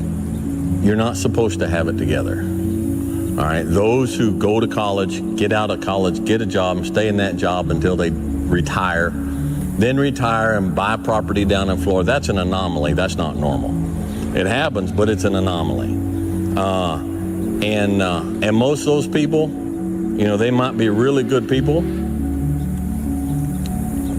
but they ain't got cool stories to tell. Life moves pretty fast. You don't stop and look around once in a while, you could miss it. I always thought joy was, oh, I get this and then I'm happy, or I do this and then I'm happy, or I get her and then I'm happy, or I make that and then I'm happy, or they respect me and then I'm happy. Or I always thought happiness was to be acquired by the things I would gain from life. That's why I was always grabbing. If I knew early on that happiness actually is in me offering all of my suffering up for other people as an instructive thing, or as something that could benefit man, then I maybe would have lived my life different. So I guess the question I would ask anybody is, how do you use your suffering to tap into your joy? When you want to succeed as bad as you want to breathe, then you'll be successful. And when you get to the point where all you want to do is be successful as bad as you want to breathe, then you'll be successful. And I'm here to tell you, number one, that most of you say you want to be successful, but you don't want it bad. You just kind of want it. You don't want it badder than you want to party. You don't want it as much as you want to be cool. Most of you don't want success as much as you want to sleep. Some of you love sleep more than you love success. And I'm here to tell you today, if you're going to be successful, you've got to be willing to give up sleep. You got to be willing to work off for 3 hours of sleep, 2 hours. If you really want to be successful, some days you're going to have to stay up 3 days in a row. Because if you go to sleep, you might miss the opportunity to be successful. That's how bad you got to want it. Your family's looking for that one guy right now. They're looking for that one guy who's strong, who's that pillar for the family in hard times. Make sure they look around and find you. These are the times right now for you to step up. Be that guy that can take anything. One of my friends, Alex, has got this quote which I love, and he says, "The heaviest things in life aren't iron and gold, but unmade decisions. The reason you are stressed is that you have decisions to make and you're not making them." How I'm able to just extract dopamine, the good dopamine, whenever I want. Man, I've trained 99% of my life alone. No one pat me on the back. I did all of the work alone. And while I'm still hard on myself, I know what I did. So whenever times get bad for people, all this, who's gonna carry the boats and law? That's real. I hate that people know me for that guy, because that guy is not every day. Like when they see me, they want that energy. That's not me every day. I can extract it immediately when I need to, because when you train alone, and I lived alone for so many years in this misery, and you're able to get out of it by yourself, I can take myself to such a level of real passion and purpose. And like, the feeling I get is something I can't even explain by myself. I don't need anyone. That's why people come to me to motivate them. No one can motivate me. People only root for people who don't need it. Like the amount of times when I was on my lonely path where I was too different from the friends that I had, but not successful enough to be friends with the people that I wanted to be friends with. That's when you want people to root for you. That's when you want people to support you. Once you've already won, people are like, he's amazing, he's so good. But like, that's the time when you need it the least. And so you always have to be the person who roots for you before everybody else does. And it's usually a single clap in the auditorium for a very long period of time. It is a slow clap that's just you rooting for you. And that visual, I think, is one that you can kind of take, because it is, people struggle to do things alone. And the path of the exceptional person is one of an exception, which means that you are not with other people. And rather than fighting that or bemoaning it, see it as an indicator that you're on the right path. Because if everyone else were cheering you on, then it means you're not in the right place, because it means you're just like everyone else, and that's not where you want to be. Damn, man, what the hell are you doing? This guy will knock you on your ass. Come on, Rock, it's not a game. You want to live in the hospital for 5 weeks this time? You thought I was tough? This jump will kill you. He's trying to hurt you, Rock. He's trying to hurt you. Okay, here he comes. Jab. He's jabbing. He's jabbing. He's hooking. He's hooking. Damn, Rock, come on. What's the matter with you? Tomorrow. Let's do it tomorrow. There is no tomorrow. There is no tomorrow. There is no tomorrow. Look in the mirror and look at themselves. The problems in your life are your own dang fault. And so the answer into fixing the problems in your life are in your own dang hands. The responsibility for the well-being of your family, your wife, your husband, your children are yours. You know, some of y'all are motivated by broke. I'm broke, I'm stuck, I'm f***ed up, I can't do nothing. Some of y'all are motivated by just wanting to accomplish the things that you want to accomplish. Other folks are motivated by materialistic things. It's a very simple concept. If you want it, you gotta go get it. You think when you're young that you have all this time. You have no time. There's no time. I mean, one of the quotes on the wall in the gym in there is no tomorrow, from Rocky 3. You know, there is no tomorrow. That let's get all this done today. So whenever gets nasty, David Goggins goes, "You had nobody anyway, mother." So see how I'm talking myself right now? That's me. That fires me the up. That makes me nuts. You had nobody anyway, mother. Look around you. There was no team. It was you. There was no weight loss program or mom and dad waking you up saying you can do it, you can be better, trying to build belief. You built belief when you had nothing. Rock bottom. It's easy to give up. You know, it's the easiest thing in the world to do. I'm done. I ain't going. I ain't gonna keep going. I don't feel like going to work. I'm done. Yeah, man. It's easy. It's very easy. But what's hard is going, yesterday I got nothing from working as hard as I could. Nothing happened from that. I'm gonna do the same thing again today, but I'm gonna try to go harder.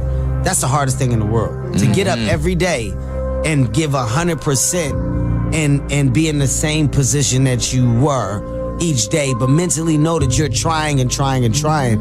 That's a real grind. The bottom line is, no one's coming.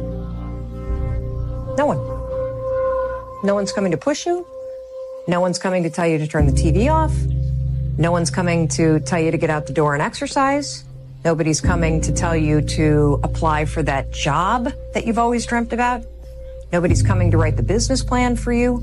It's up to you.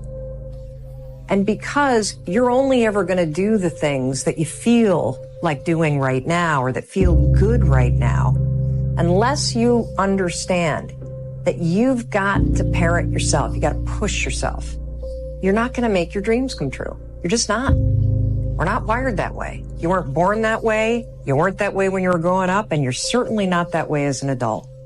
At some point, everything's going to go south on you. Everything's going to go south, and you're going to say, this is it. This is how I end.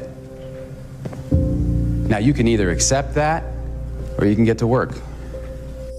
Be the hero of your own movie. If your life was a movie, and it started now, forget about whatever financial disasters you've had, personal failures, relationship failures. What would the hero of your life's movie do right now? Do that. You cannot live in that normal mindset. You must be your best on your worst day. And how you do that is you cannot think of a normal mindset. You cannot have a normal mindset. And I promise you, every single person who wants to do something with their life and has done something with their life has gone through the exact chapter that you're going through. And it's the lonely chapter. It's the chapter where you don't fit in with your own friends, but you don't have the outcomes yet to fit into a new group of friends. And you're doing this thing, you're consuming content on the internet, you're doing these free tutorials online to try and figure out how to set up a podcast and where do I host this thing? And then you're going through this and you're like, is this even worth it? Because you have no signs of success, right? But if there's anything that you can take away from what we're saying right now, is that the sign of success is the hate that you get along the way. And what you can't do is bend the knee to their hate and fit back into the conformity because it's comfortable and it's warm. Because like in the Matrix, when Trinity opens the door, when Neo's about to go take the red pill and he wants to get out of the car, she says, Neo, you've been down that road and you know exactly where it leads. And I know that's not where you want to be. And then he closes the door. Like right now, this moment that you're going through is Trinity opening the door and being like, you could go back, but then you'd have to remember exactly what the reason was that you decided not to go out to begin with, just because you listen to this podcast and you consume this content, you're like, I can do more than this. Like, because you are starting to live in some of that hell where you look in the mirror and you're like, I can do more. And you start to see the person that you could be. And you're like, this does start to feel like hell. It's all in your mind. Whatever you hold in your mind will tend to occur in your life. If you continue to believe as you have always believed, you will continue to act as you have always acted. You will continue to get what you have always gotten. If you want different results in your life or your work, all you have to do is change your mind. There's no passion. There's no motivation. There's no, oh my God, man. It's every day of your life just doing. No passion, no discipline, no motivation. All these words, I hate people. I hate that so many people use these words now because it's watered. Where's passion when you're 300 pounds? Where's the motivation when you can't read and write? Where is it? So how did this happen? I just did. There's a great old proverb. The best time to plant a tree is 20 years ago. The second best time is now. It was life and death. Either you live or you die. Which one do you want, Tom? That was the decision. In the corporate life and in the gym. But if you want something bad enough,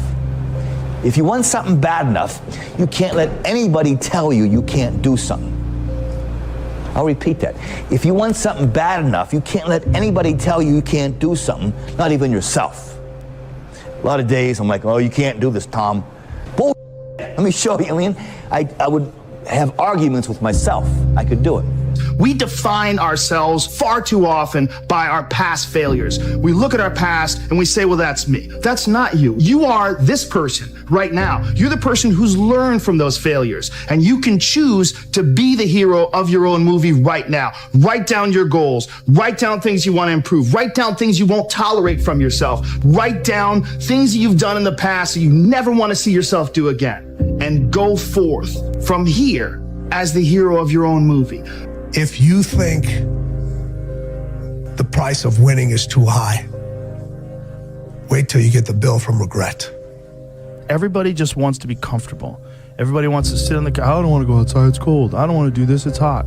Like, you've got to do things that you don't want to do because you show your body that your mind is the boss.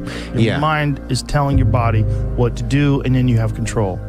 Every morning when you get up, say over and over to yourself, do it now, do it now, do it now. I do it now, do it now. Whenever you have this tendency to procrastinate, program your subconscious mind with this automatic conditioned command, do it now, do it now, do it now. I don't care how good you are in anything, you don't have discipline, you ain't nobody. Right. You're nothing without discipline, because you give up under the slightest struggle without discipline. I mean, discipline is doing what you hate to do, but do it like you love it. Is that when it feels scary to jump, Ian, that is exactly when you jump. Otherwise, you end up staying in the same place your whole life. And that I can't do. How bad do you want this? If it's as bad as you want to live or breathe or sleep, whatever the hell it may be, I can work with you. But a lot of people, most people don't want it that badly, which is why they always ask the question, man, how did you get to where you are? You know how to do it. You know exactly how to be you or how to be me. You don't want to do it. So I can't make you do it. And nor do I have the time or energy to force you into that place that I know you have to be to do it. There's no luck in this game, man. It may be a little bit of luck, but the luck happens after you bust your ass and you put yourself in that lucky situation. Luck doesn't happen. You put yourself in that situation where luck might happen. Be the guy who embraces the ugly, the miserable.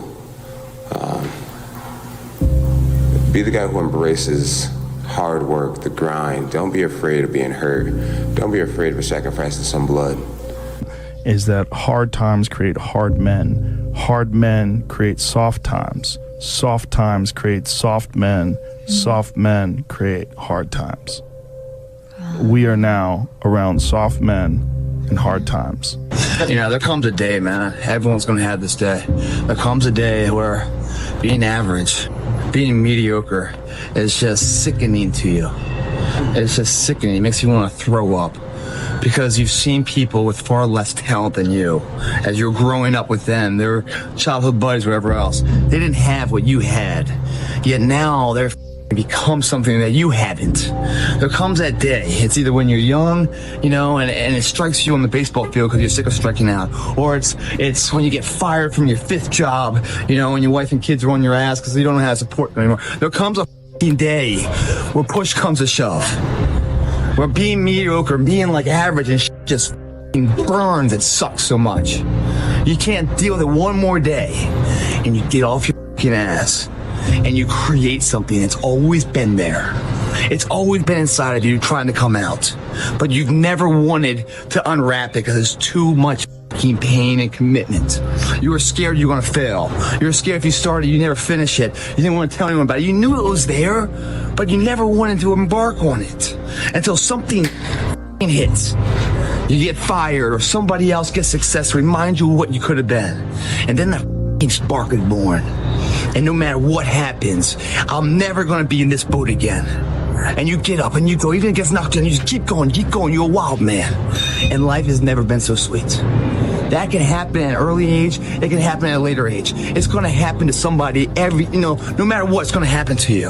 And when it does happen to you, thank your lucky stars that finally you're alive. It's time to unwrap the potential you can be. Superior, man.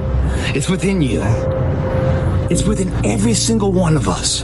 And the people that have risen to that level were no different than any one of us. It's just they believed it and they're willing to work their ass off to get it. The easiest thing in the world to do is to complain, blame, and quit and settle. That's the easiest thing in the world to do. But it takes real work to deconstruct and to reconstruct the thought process and the mindset of an individual when they're trying to change something. That's why I always say to people, what's more important, what we acquire or who we become? Everybody has a turn back moment. You have a moment where you can go forward or you can give up. But the thing you have to keep in mind before you give up is that if you give up, the guarantee is it will never happen. Wait when things go completely to pieces, when things are the worst, when your very best deal falls apart and your rent is late and you're tired and you're sick and everybody is mad at you and your car doesn't work, then it's the person that picks themselves up and says, nothing is going to stop me. You know, the best quality in the world that you can develop, and I give it to you because I made it my life's habit to develop this quality. I hope I've got it, but I don't know for sure. But the quality is to develop the quality of being unstoppable. On all those bad days and all those days you don't want to do, you have to be your own motivator, your own coach, your own trainer, your own everything. So to do that, you have to come into work, and work is, whatever your work may be, ready to go. And what that means is you may have failed miserably yesterday, but you come to work like, people are like, man, you just lost everything. How the hell are you this damn motivated? Because this is what it takes. This is what the it takes. And you got to get it from wherever you can. Whether you make up this illusion of your life or this false reality that gets you motivated, whatever gets you motivated, it's got to be here at the tip of your brain at all times. Because in those dark moments, you got to pull it out. So that's the big thing for me, man. I was always fired up at all times. No matter how rough it gets, I will never quit, and nothing will ever stop me. Make the decision that you can be tired, you can be worn out, but nothing is ever going to stop you. Don't settle. Make sure that whatever life that you want, you strive for that. You make sure you go for that. Don't let anyone tell you it's not possible. Don't let anyone tell you that it's not practical. You make sure that you go for it. You hungry? You want it? Then get it. Get that. I went to a homeless shelter to get what I have now. I went to a homeless shelter. I struggled. I went hungry 3 nights in a row every week to get what I have. You don't let no one stop you. No one tell you what the do. You make sure you get it. Don't let no one stop you, all right? You're driven, your energy that you need, the drive you need to get it, you pull that from yourself. Because when you pull it from yourself, no one can influence it. Just you. What would have had to have happened in a week for you to look back on that week with pride? Okay, maybe stop breaking promises to yourself. When you say, I'm going to wake up tomorrow at 7 a.m. and when the option comes to hit the snooze button, don't do it. There's one win that you've got for the day. That's action. The path of the exceptional person is one of an exception, which means that you are not with other people. And rather than fighting that or bemoaning it, see it as an indicator that you're on the right path. Because if everyone else were cheering you on, then it means you're not in the right place, because it means you're just like everyone else, and that's not where you want to be. The thing is with me is I don't give up. I don't give a I don't give a shit what anybody says or what anybody thinks. I have this mindset. I know exactly who the I am. I have my circle of people that I hang around with who know me and know what I'm about and whatever. And anybody else who doesn't like it or doesn't want it, fucking bad. And you learn from those mistakes. Those failures that you have are so consequential, and then you don't want that to happen again. So you got to be either quit or get way better. And then the next day comes and you're back playing again, and you understand that life has this cyclical nature where it's, what you do on Monday is fantastic, but then Tuesday is a bad day. But guess what? There's Wednesday. Yeah. So are we just supposed to live our lives like this the whole time? Versus just staying like this and understanding that it's really just a journey of evolution every day. It's just constant improvement, constant curiosity, constantly getting better. The results don't really matter. It's the figuring out that matters. Yeah, and we all get obsessed about the results. Like we get obsessed about like the output, not the input, of not figuring it out and not like changing things. What you said, trial and error, like the experiment. And for people that see someone who's a beast, who's done great things, you just assume that they're different than you. Right. But then you hear about your insecurities and your pitfalls and all the things that went wrong with you, and you realize, well, God, but those are the same things that go wrong with me. Like maybe I have that inside of me and I've just never summoned it. Right. And I'll tell you this, I started really realizing that when I started overcoming myself, I started getting around these real alpha males. And I always put people way above me when I was growing up. Like, my God, they had to have a lot more than me to get to where they're at. And a lot of them did. But once you get around the best of the best of the best people, you can kind of start breaking them down and realizing, man, you're just as f***ed up as me. There's a great feeling in these overcoming these difficult things, because life is never this just constant state of I'm at a 9 all day, and when I'm with my wife I hit 10, yay, and I stay like that. That's not real. When it comes down to how long can you stay in that pool, when it comes down to how far can you run, when it comes down to how much can you push yourself past the part where you want to quit, how far can you keep going, there's a purity in that it dissolves social order, all the what people think about you goes out the window. It's who are you right now? That's right. Who are you right now? That's a true statement, man. And I look at it as psychological warfare. And that's where I started learning that life is one big psychological warfare that you play on yourself. You play on yourself, man. The most important conversation I ever had is with myself. And the I was telling myself was so tough, it was so wrong, it was so misguided. And other people start to write that dialogue for you also. And it starts to be what you say to yourself every single day. And I started creating a whole nother warfare, a whole nother battle started becoming. I was like, oh, hang on a second, Goggins. You have these tools.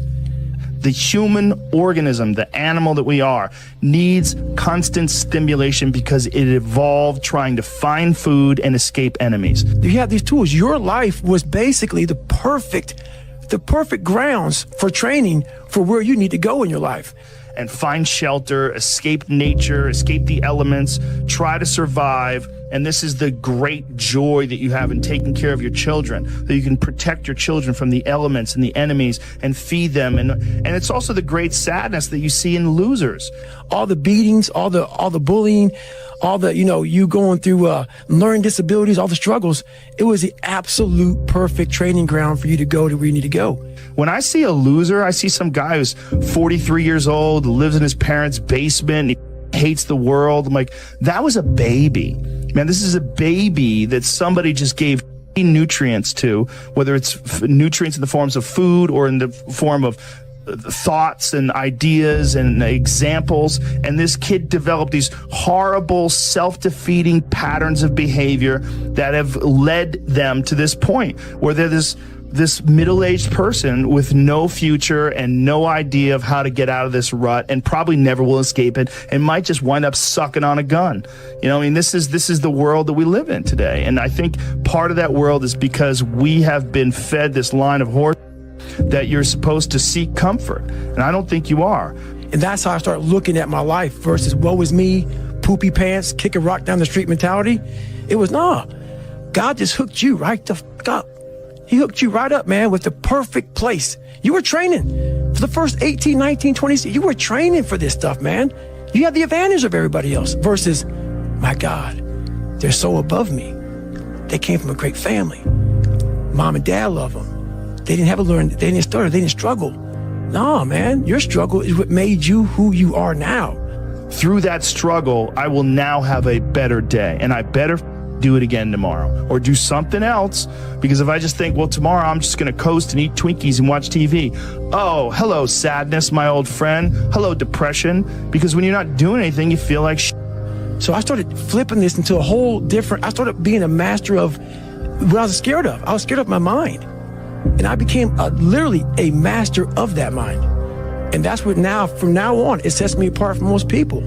I started diving into that. And that's just a part of being a human being. And we can pretend that we're something other than what we really are. And we can pretend, me, man, I'm just cool, just chilling, doing nothing. Bullshit. You're a human. You're a human being. You evolved from the hundreds of thousands of years of hunters and gatherers and people that were struggling. Those human reward systems are carved deeply into your DNA. And if you don't respect that, if you don't respect the mechanism of happiness and fulfillment and what you really need to do in order to feel satisfied in life, camaraderie, love, family, friendship, struggle, testing yourself, learning, all those things are imperative. They're all a giant part of being a person. I watch these movies. I talked about Rocky last time I was on here. I always equated training to mental toughening. Like, it always looked brutal. People waking up early and doing all these things, and it looked horrible. I was like, wow, man, I gotta start doing that. Not to get better, bigger, and stronger, but that is what's gonna build me. That looks uncomfortable. That looks brutal. And getting up early, I don't wanna do that. So I made this long list of things I don't wanna do. And through that, I found myself. I started, I'm like, you guys aren't doing this shit in high school. You guys aren't getting up at 5 o'clock in the morning, running over here in this golf course. So I started seeing myself very differently than the average human being. I was like, hang on a second. I have something they don't have. And that's when I started to develop these things through working out. It was this great, never-ending work ethic. And through work ethic, I developed self-esteem. Emotions come and go. The important thing is to accept them all, to embrace them all. And then you can choose to do with them what you want versus being controlled by emotion. You know, a lot of times I've seen players, even myself, you know, when I was younger, being consumed by a particular fear. And to the point where you're saying, okay, nah, it's not good to feel fear. I shouldn't be nervous in this situation right now. And it does nothing but grow versus stepping back and saying, yeah, I am nervous about the situation. Yeah, I am fearful about the situation. Well, what am I afraid of? And then you kind of unpack it. And then it gives you the ability to look at it for really what it is, which is nothing more than your imagination running its course. Yeah, absolutely. Yeah, I love that, because what you're saying is that when you're dealing with something, it's almost like, how can I get to the root of it? Yeah. Because sometimes what we're dealing with, like you're saying, it's an imagination, an illusion. It's not really... It's not really a thing. Next time you're facing a fear, next time you're going against something, do that. Like literally unpack it. Don't just settle for your first answer, because the first answer is rarely the right one. Yeah, don't hide from it. You know, you got to be able to look at it and, you know, and deal with it head on.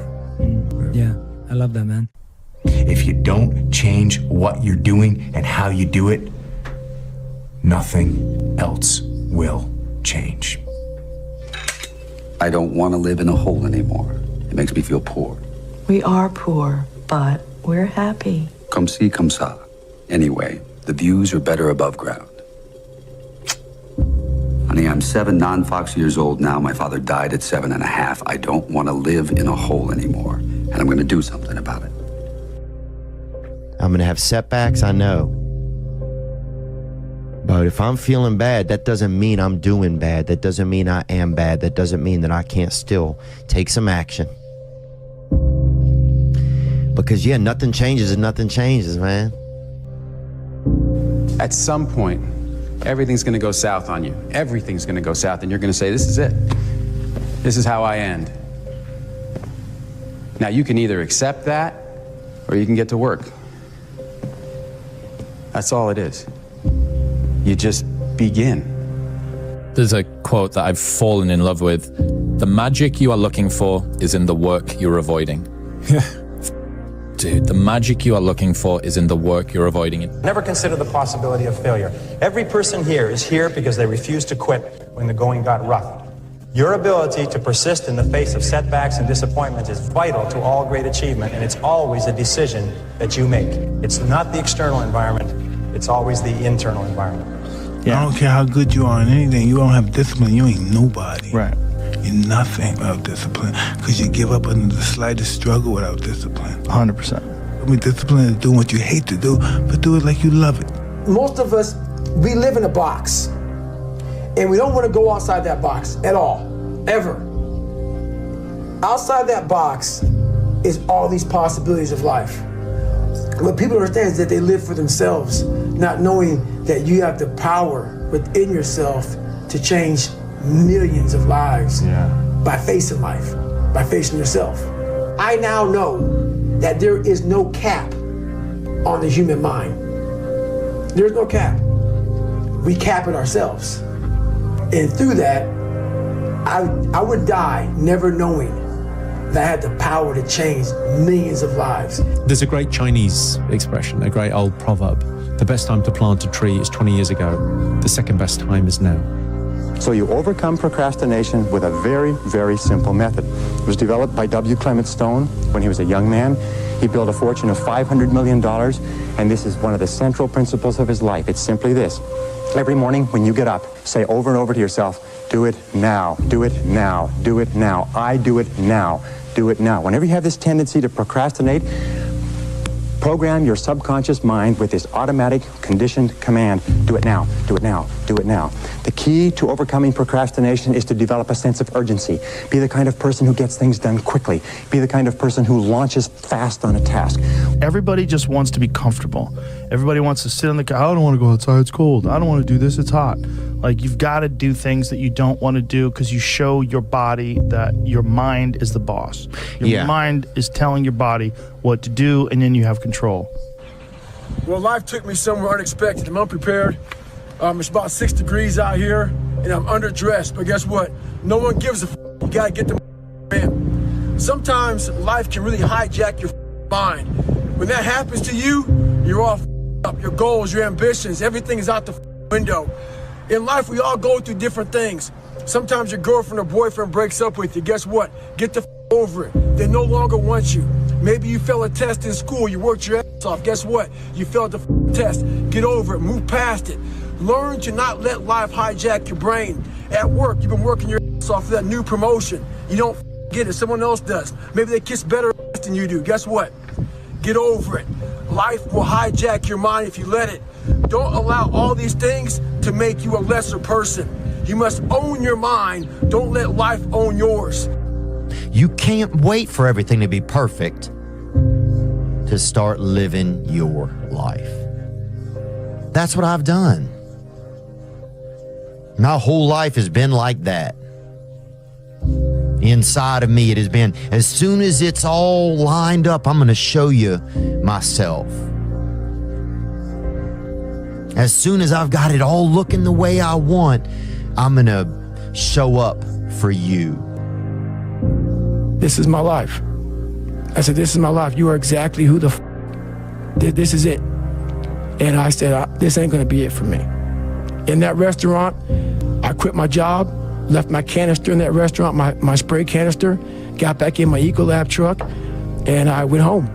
And I started working out like somebody, I became the most obsessed person on the planet Earth. And I was basically, I had to invent a guy that didn't exist. I had to invent a guy that can take any pain, any suffering, any kind of judgment, be called whatever the in the world, and be able to stand in the room and say, go yourself. I had to build this callous mind, and I built it through suffering. If you think the price of winning is too high, wait till you get the bill from regret. The unfulfilled potential is the story of most people's lives. It is. It is. And it could have been the story of mine. And I tell a lot of people go, what's your biggest fear in life? And my biggest fear, honestly, was, let's say this. Let's say, I don't care if you believe in God or not. I don't care. So let's just play a game with me. Let's say you're God. And we have a big long line of people. And I made it to heaven. I'm 75 years old. I'm 300 pounds. I made it to heaven. I worked for Ecolab my entire life, spraying for cockroaches. That's what I did. But I'm dead. I'm in heaven now. And you're judging us all now. So we're in line. We're all sitting there in line. You have Adam Brown. He has a big board up, and you're talking to Adam Brown about his life. And you rip it down, and I'm next in line, David Goggins. I see my name, and I see all this. God goes, hey, you say, read this, man. And I'm reading this list, and I'm seeing 182 pounds, Navy SEAL, Ranger School, motivational speaker, changing lives. Okay, man, pull-up record, all this. And I'm like, that's not me, man. And God looks at me and says, that's who you were supposed to be. Everything is possible in your life when you believe. When you believe, everything is possible. You have two hands.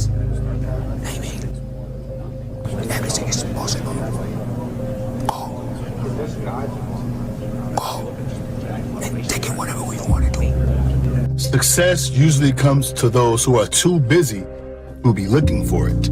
They're always working towards it. If you want ordinary, don't risk everything. Risk everything if you want extraordinary. Just make sure that it's calculated. Is that when it feels scary to jump, that is exactly when you jump.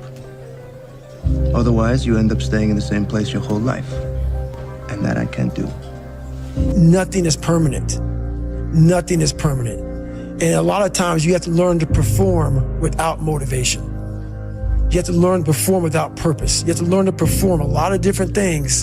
And that's what people think. They think I need to have this motivation to work out, to study, to be better.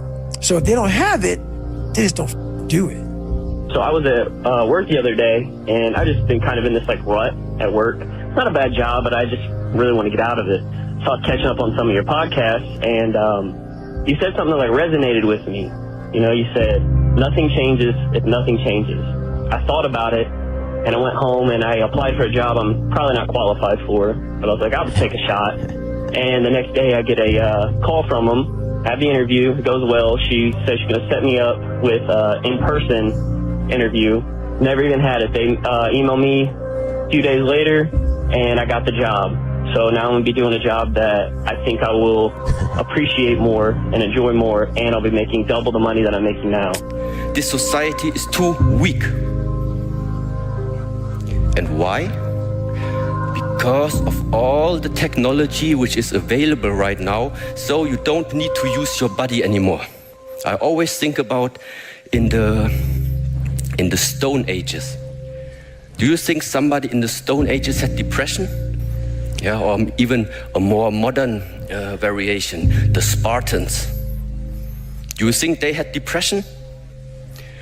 You know, maybe you are laughing, but all of these groups, they are too busy with their body. They are too busy with activity to be depressed.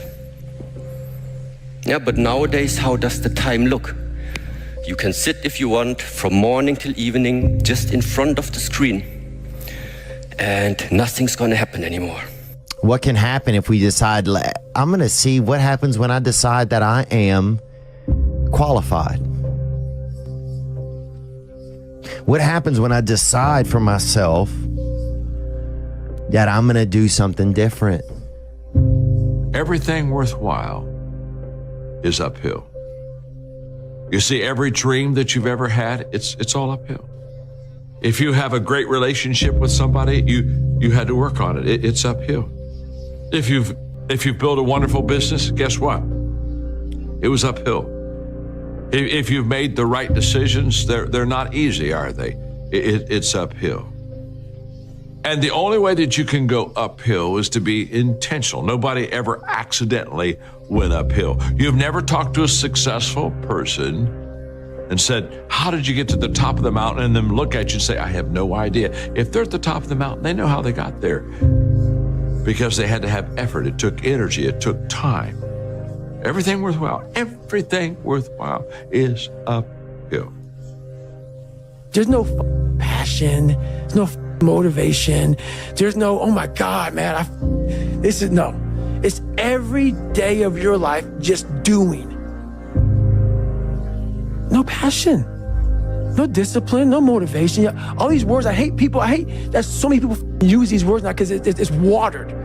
It's someone sitting in a room by themselves and they figure themselves out and say, God, this is gonna suck. Where's passion when you're 300 pounds? Where's the motivation when you can't read and write? Where is it? So how did this happen? I just did. I just did. Everybody's asleep, man, or, going out there partying. It's Friday night. It's close to 3 in the morning right now. The thing is, man, it's always going to be a party. There's always going to be a time to celebrate, and there's a time to join friends or a date. I mean, the bars are always open. Always open. No matter how old you are, they're always open, you know?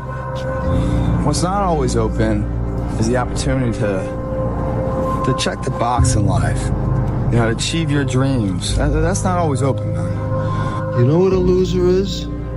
A real loser is somebody that's so afraid of not winning, they don't even try.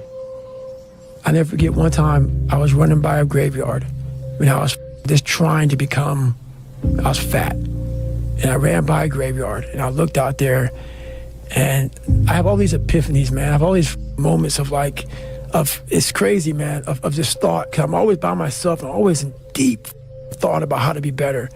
And I look out there, I'm like, man, I wonder how many of you mother in there just are so upset with how you lived your life and just regret how you lived it. And I'm running a 300-pound man thinking, man, don't fucking die like this, bro. Don't die like this. So people wonder where this shit comes from me. It comes from such deep thought of trying to see what this is all about. What is this life all about? What am I all about? Why am I here? It was life and death. Either you live or you die. Which one do you want, Tom? That was the decision. In the corporate life and in the gym. But if you want something bad enough, you can't let anybody tell you you can't do something. I'll repeat that. If you want something bad enough, you can't let anybody tell you you can't do something, not even yourself. A lot of days I'm like, oh, you can't do this, Tom. You can't be as quick as a 30-year-old on the computer. Let me show you. I mean, I would have arguments with myself. I could do it. People doubted me. I doubted myself sometimes, too. But you know what? I watched Arnold fall down. Nobody remembers when he fell down. Your biggest enemy is you.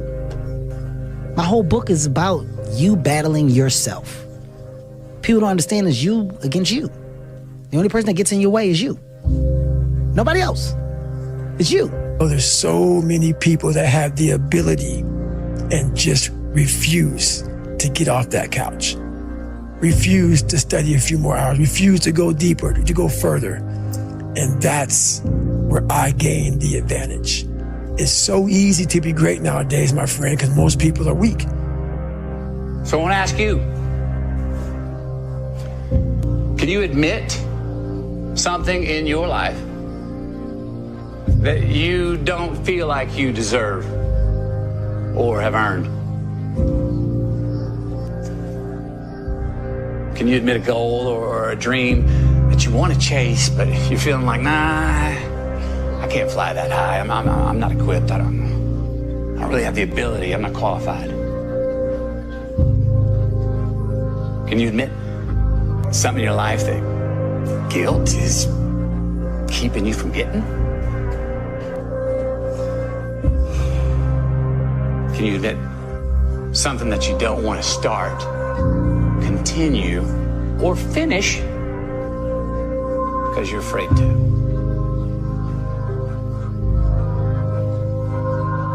Say it aloud to yourself. Write it down. Confess. A lot of times I'll be in a 200-mile run or something like that, and I'm all jacked up. Body's broken, mind's broken, spirit's broken. I start to say, what if I can pull this off? When I first walked into the Navy SEAL recruiter's office, he looked at me and said, there's only been 35 African Americans in 70 years make it through. You know what I said to myself? What if I can be the 36th? It's the what if I can pull off a miracle. What if I can become someone that no one thinks I can be? Be the hero of your own movie. If your life was a movie and it started now, forget about whatever financial disasters you've had, personal failures, relationship failures. What would the hero of your life's movie do right now? Do that. Take yourself out your comfort zone. Do not live in your bubble. Put some more air in your bubble. If you stay in your comfort zone, that's where you will fail. You will fail in your comfort zone. Success is not a comfortable procedure. It is a very uncomfortable thing to attempt. So you got to get comfortable being uncomfortable if you ever want to be successful. The heaviest things in life aren't iron and gold, but unmade decisions. The reason you are stressed is that you have decisions to make and you're not making them. In life, folks, you cannot change your life unless you change something. If you always do what you always did, you'll always get what you always got. I started thinking like every day, I was like, I hope I don't wake up. You know what I mean? And that was the thing where I was like, this is a big enough problem that like, if you don't want to wake up, then what have you got to lose? Exactly.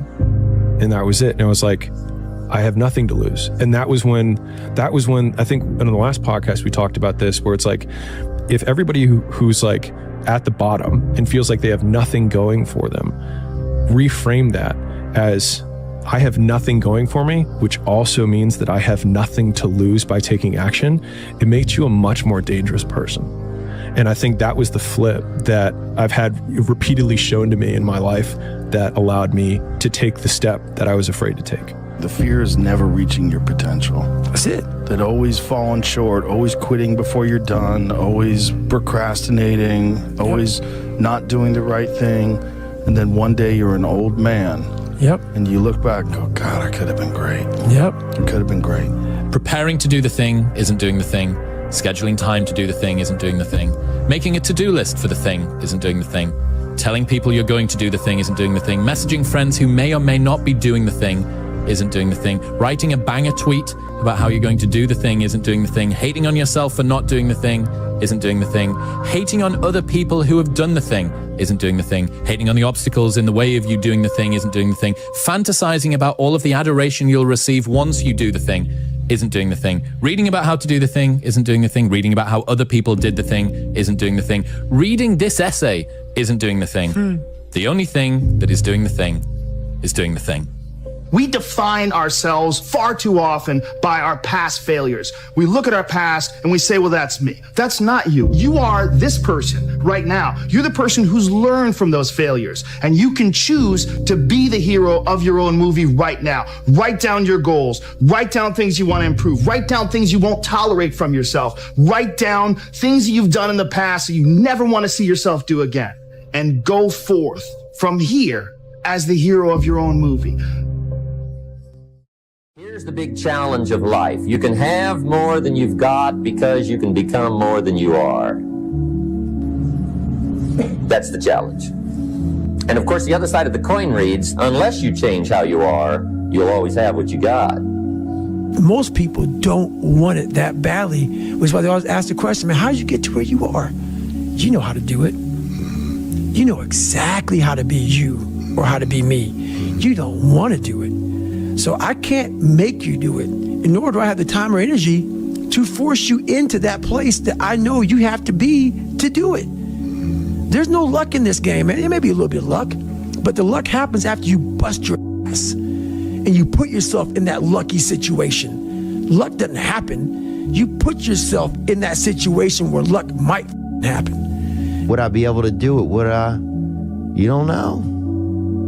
Until you say, yeah, you know what, I'm gonna take action. Nothing changes if nothing changes, man. And I'm not preaching at you. I just want to remind you, because I've spent a lot of time in my life sitting around wanting things to change, and not being able to make them change, and not thinking I could. And I wish somebody had told me that earlier sometimes, that in order for something to change, there needs to be change.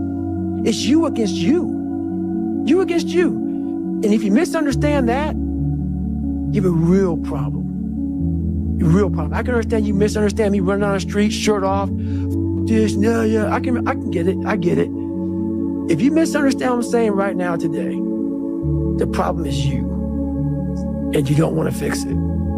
Here's how to get older without getting better. Keep relearning the same lesson. If you keep making the same mistake over and over, the mistake isn't the problem. You are. There was no passion, no drive, no nothing. But I had this fire that I'm going to be somebody. And it has to be there, because on all those bad days and all those days you don't want to do shit, you have to be your own motivator, your own coach, your own trainer, your own everything. And what that means is you may have failed miserably yesterday, but you come to work, people are like, man, you just lost everything. How the hell are you just fucking damn motivated? Because this is what it takes. It's not about the shoes. It's about knowing where you're going. Not forgetting where you started. about having the courage to fail.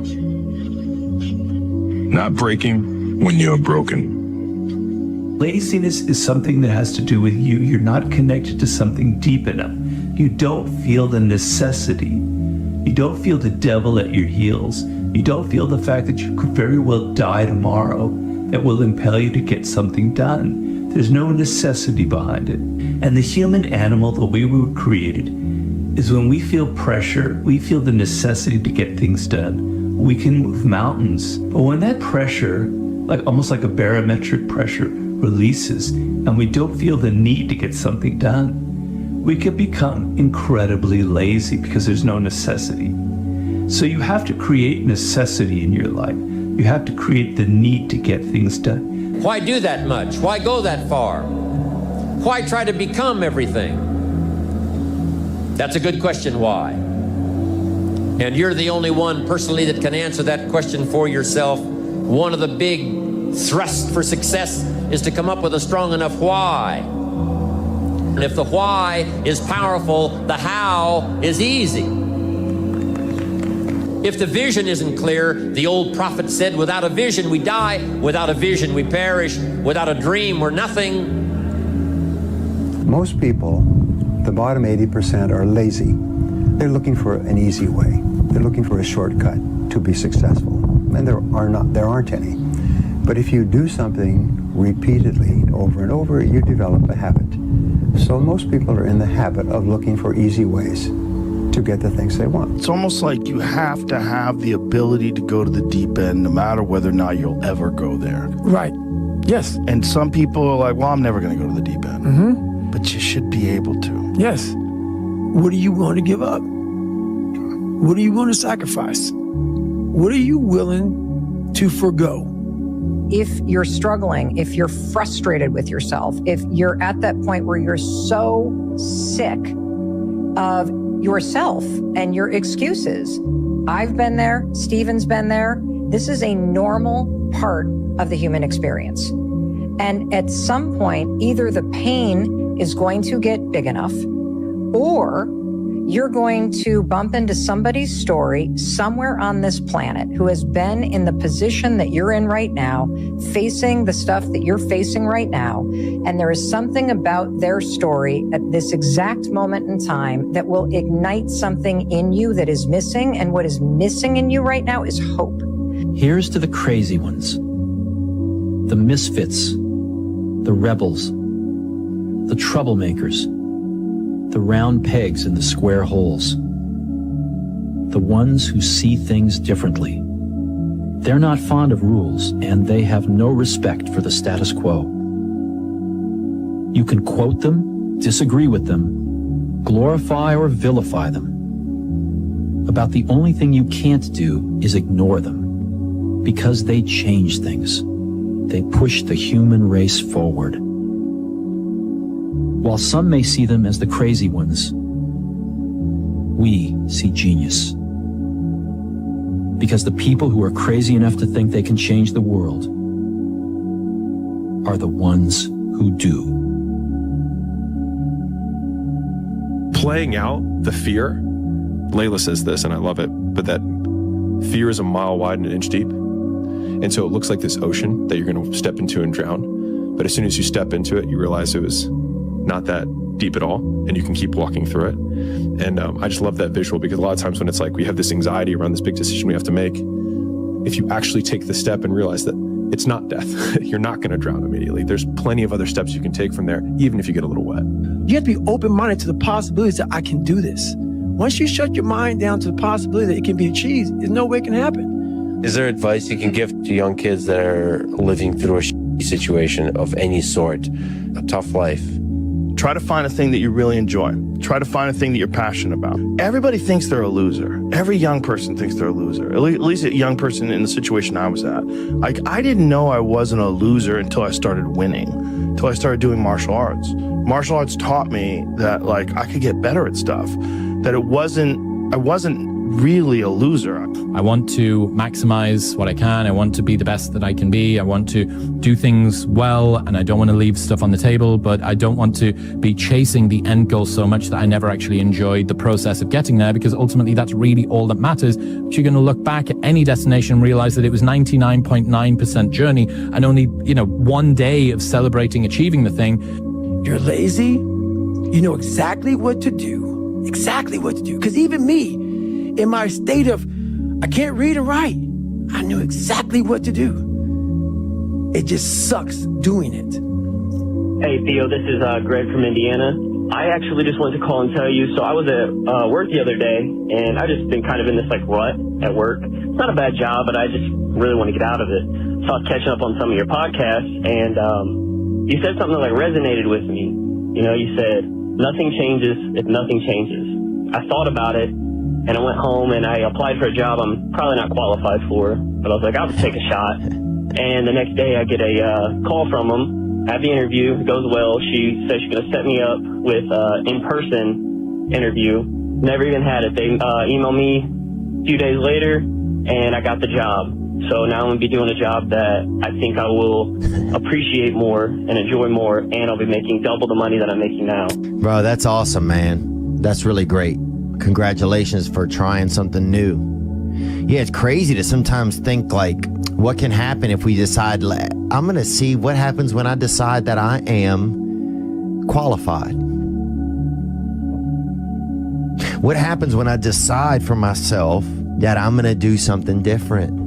I've made huge developments while I was staying up until 4 a.m, 5 a.m, running a nightlife business. You can make huge developments in your personal growth journey while you're doing a 9 to 5. You have this moment where you go, well, what if? What if this is the time sobriety sticks? What if I go to therapy and I actually do change the way that I think? What if I could get out of debt? If that person did it, maybe I could do it. And without either hope or that kind of rock bottom moment, I don't think you're going to change. We can stay here, get the shit kicked out of us, or we can fight our way back into the light. We can climb out of hell. 1 inch at a time.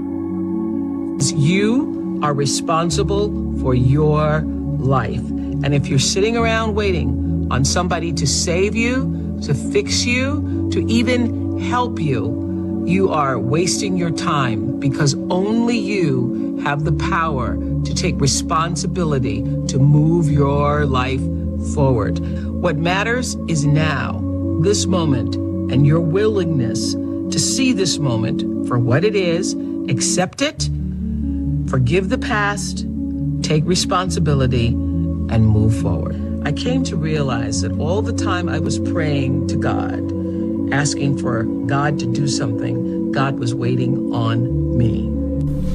How many times do you have to hear, if nothing changes, nothing changes? Right? And yet somehow we expect things to change. You're always afraid to take the first step because all you see is every negative thing 10 miles down the road. But you can do anything you want. You are bound by nothing. The time come for you to be your own man and take on the world, and you did. But somewhere along the line, you changed. You stopped being you. You let people stick a finger in your face and tell you you're no good. And when things got hard, you started looking for something to blame, like a big shadow. I'm going to have setbacks, I know. But if I'm feeling bad, that doesn't mean I'm doing bad. That doesn't mean I am bad. That doesn't mean that I can't still take some action. Because, yeah, nothing changes and nothing changes, man. Because if you're thinking, then you're not taking action. And if you're not taking action, then there's no consequence. And if there's no consequence, then there's nothing to be afraid of. The overthinking can be an excuse for actual fear. It doesn't matter whether I achieve all of my goals or I don't achieve all of the goals. In 3 generations, I'll be forgotten, and the only people who were naysaying against me will also be dead. And so then it's like, just do it for me. You know, we'll sit around forever wondering, well, what if I was a dog catcher? Would I be the best? What if I was a, We expect things to change. You think you're going to get in better shape. You think you're going to get more money. You think your relationship is going to improve. You think you're going to get promoted. You think you're going to get a raise. You think the world is going to get better without you doing anything, but it isn't. Nothing is going to change unless you change what you're doing. Change the time that you wake up. Change what you do when you get out of bed. That's what you need to do. You have to change some things or nothing will change. So make changes and start little. Get up a little bit earlier, get a workout done. That's what you need to do. A positive place that you draw mental strength from when life is difficult has to be, I just want to be better and I'm trying my best. That's all that there is. You want to be better. That is something to be proud of. You want to leave it all on the field of play. You want to make yourself as good as you can. You want to make the world a better place. You want to have an impact. All of these things are just all positives. What really breaks my heart is how stuck people are. And that there are things you can do to change your life for the better. If you don't have hope and you don't have this breakthrough where you have for just a millisecond this insight where you go, well, what if things did work out?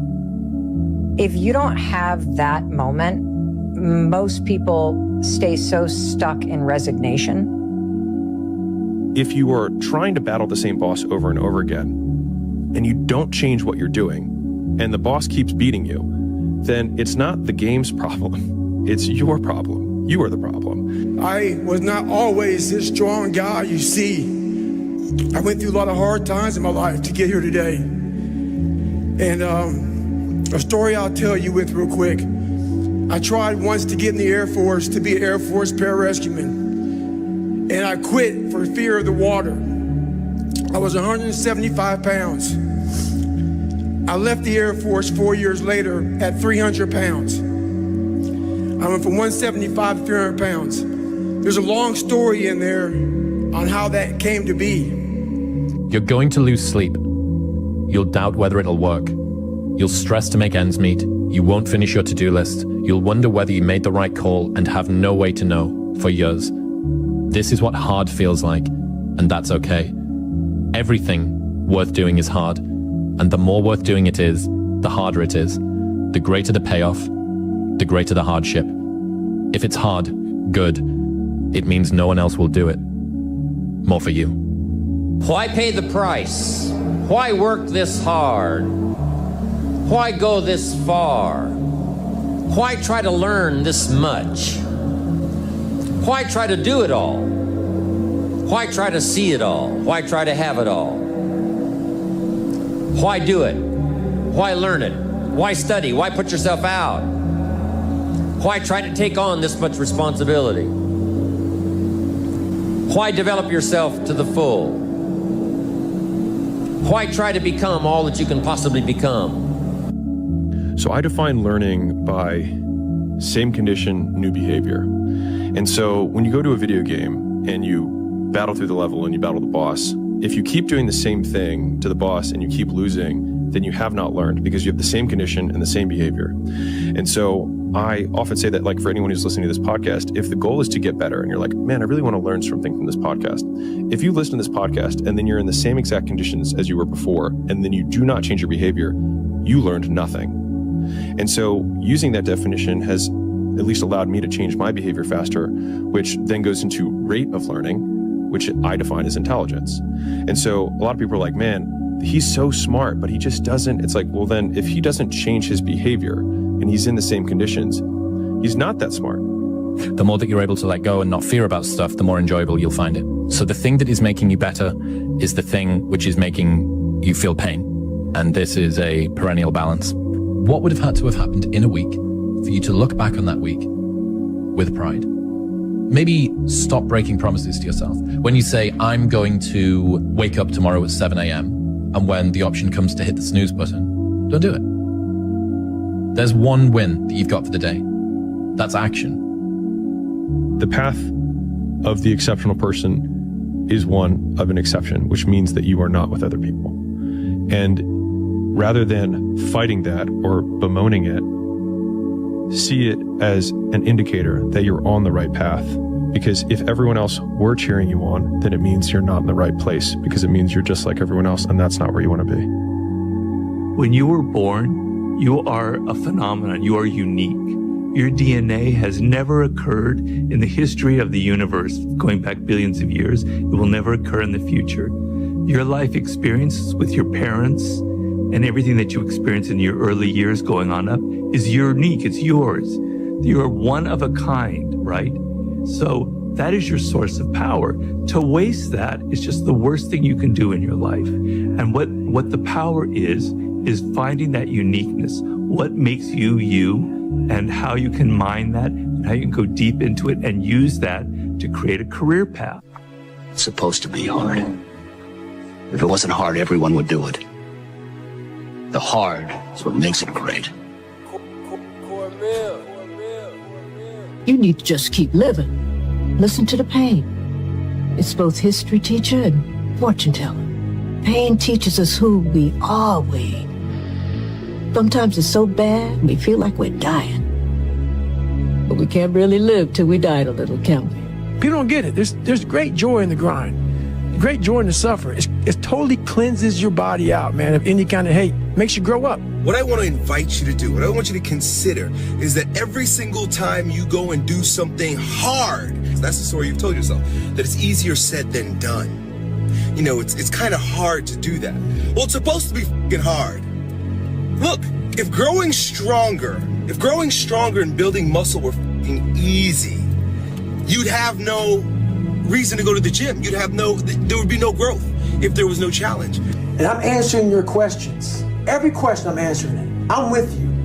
But in the back of my mind, all I'm thinking about is all the times I could have won those matches that I lost by not bringing my best mindset. You're haunted by all the opportunities that you missed by not bringing your best at that time. When you could have won, but you didn't win because you allowed life to interfere with that one shot. When you're sitting there getting ready to serve for the match, and your mind is not thinking about where that ball placement needs to be, but it's thinking about your family this, or this at work, or that at work. That's greatness.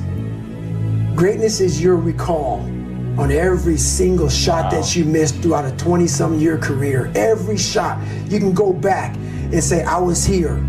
This person was in the red shirt there. Greatness is being so aware of the time of life in the second that went by, and you can recall it like it was yesterday.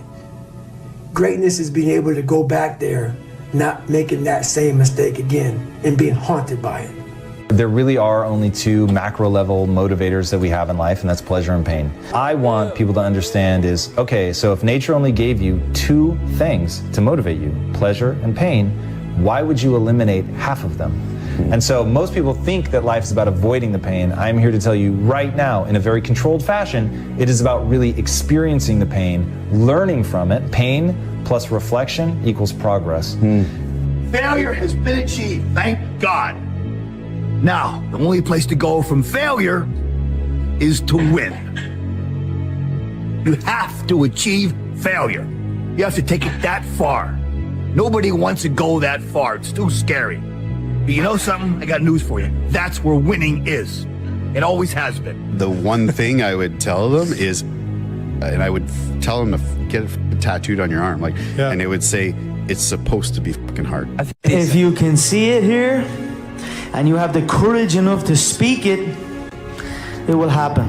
You cannot change your life unless you change something. If you always do what you always did, you'll always get what you always got. Your biggest enemy is you. My whole book is about you battling yourself. People don't understand it's you against you. The only person that gets in your way is you. Nobody else. It's you. Everybody thinks they're a loser. Every young person thinks they're a loser. At least a young person in the situation I was at. I didn't know I wasn't a loser until I started winning, until I started doing martial arts. Martial arts taught me that I could get better at stuff, that I wasn't really a loser. You will fail at some point in your life. Accept it. You will lose. You will embarrass yourself. You will suck at something. You can't wait for everything to be perfect to start living your life.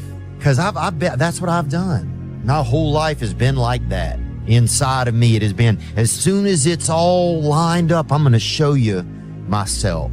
As soon as I've got it all looking the way I want, I'm going to show up for you. I'm never going to get to that where everything's okay, where everything looks a certain way. And in the meantime, I'm burning the best time I do have available. I'm burning that candle up. I'm burning this candle down, and I'm saying as soon as it gets bright enough or warm enough in here, I'm going to show up. But the candle's getting smaller. It's more socially acceptable to be our own biggest critic than it is to be our own biggest cheerleader. 10 years before I've heard it put into words, if you can be in a bad mood for no reason, you can be in a good mood for no reason. There's a quote that I've fallen in love with. The magic you are looking for is in the work you're avoiding. The magic you are looking for is in the work you're avoiding. When I wake up every day, there's only one voice I have to listen to. It doesn't matter whether I achieve all of my goals or I don't achieve all of the goals. In 3 generations, I'll be forgotten, and the only people who were naysaying against me will also be dead. And so then it's like, just do it for me. When it feels scary to jump, that is exactly when you jump. Otherwise, you end up staying in the same place your whole life. And that I can't do. You're always afraid to take the first step because all you see is every negative thing 10 miles down the road. You are bound by nothing. I'm going to have setbacks, I know. But if I'm feeling bad, that doesn't mean I'm doing bad. That doesn't mean I am bad. That doesn't mean that I can't still take some action. Because, yeah, nothing changes and nothing changes, man. When you had that third failure in a row, did you think, I need to pack this in? Never. Why not? I don't ever give up. I mean, I'd have to be dead or completely incapacitated. The fear is never reaching your potential. That's it. That always falling short, always quitting before you're done, always procrastinating, always not doing the right thing. And then one day you're an old man. Yep. And you look back and go, God, I could have been great. Yep. I could have been great. Take yourself out your comfort zone. Do not live in your bubble. If you stay in your comfort zone, that's where you will fail. The unfulfilled potential is the story of most people's lives. It is. It is. And it could have been the story of mine. And I tell a lot of people go, what's your biggest fear in life? And my biggest fear, honestly, was, let's say this. Let's say, I don't care if you believe in God or not. I don't care. So this is play a game with me. Let's say you're God. And we have a big, long line of people. And I made it to heaven. I'm 75 years old. I'm 300 pounds. I made it to heaven. I worked for Ecolab my entire life, spraying for cockroaches. That's what I did. But I'm dead. I'm in heaven now. And you're judging us all now. So we're in line. We're all sitting there in line. You have Adam Brown. He has a big board up. And you're talking to Adam Brown about his life. And you rip it down. And I'm next in line. David Goggins. I see my name. I see all this shit. And God goes, hey, you say, read this, man. And I'm reading this list. And I'm seeing 182 pounds, Navy SEAL, Ranger School, motivational speaker, changing lives. Okay, man, pull-up record, all this shit. And I'm like, that's not me, man. And God looks at me and says, that's who you were supposed to be. To get something you never had, you have to do something you never did. Les Brown's a motivational speaker. He made an analogy about this. He says, imagine you're on your deathbed, and standing around your deathbed are the ghosts representing your unfulfilled potential.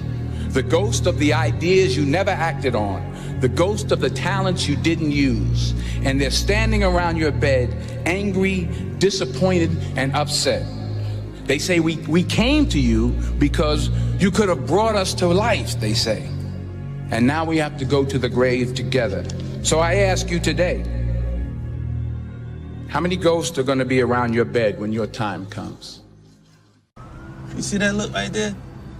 Don't ever let a man see you like that. Cause you give him the power over you. If you gotta take an L, You take it with your head up, chest out, like a man. Make the hard decisions, make the sacrifices, make the unpopular decisions, and become comfortable in your own skin. And if you are not a person that you are comfortable being alone with, that is the one person in this universe that you have full power, full right, and full responsibility to change. If you had to create a human, what would you put them through to make them tough? It probably wouldn't be a really chill life. Yeah. What would you put them through to make them patient? Well, you probably wouldn't give them things immediately. And so it's like we want these traits, but each of the traits has a price tag attached to it. And it's just like, do you want to pay the price tag to get the thing? And so I think if people reframe the period of life that they're going through as the price that they're paying out of their wallet, but the wallet is their time, it's the seconds of life that they're trading for it, then I think more people will be willing to make the trade. Because at least when I look at myself, like when I'm 80 something years old and I'm looking back on my life, I want to have these traits. But in order to have those traits, I know I have to go through these things. And I think for me, that's given me a lot of comfort in hard times. You love this game. I mean, love it with your whole heart. Because if you don't, let's not even bother. Let's not open that door. They're just going to slam it right in our face. I love this game. I live this game. And there's 1,000 other guys waiting in the wings who are obsessed with this game. Obsession's going to be talent every time. You got all the talent in the world, but are you obsessed? Is it all you ever think about? Let's face it, it's you against you out there. When you walk on that court, you have to think, I am the best guy out there. Whatever you do, you've got to be a little bit gone to it. You're not all there. You've got to be almost insane to your craft. Not a lot of people can understand that. That's why I don't know about nothing else. I do not pay attention to nothing else. There was games of football on yesterday, there was rugby, there was this, there was that. And like normal society is like, let's talk about this and let's engage in this. And I can't do it. I just don't, people are talking to me and in my head I'm counting something.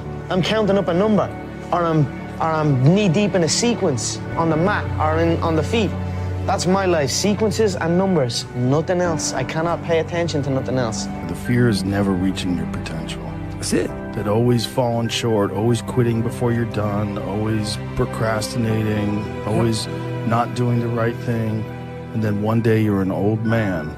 Yep. And you look back and go, God, I could have been great. My personal question to you is, why not you?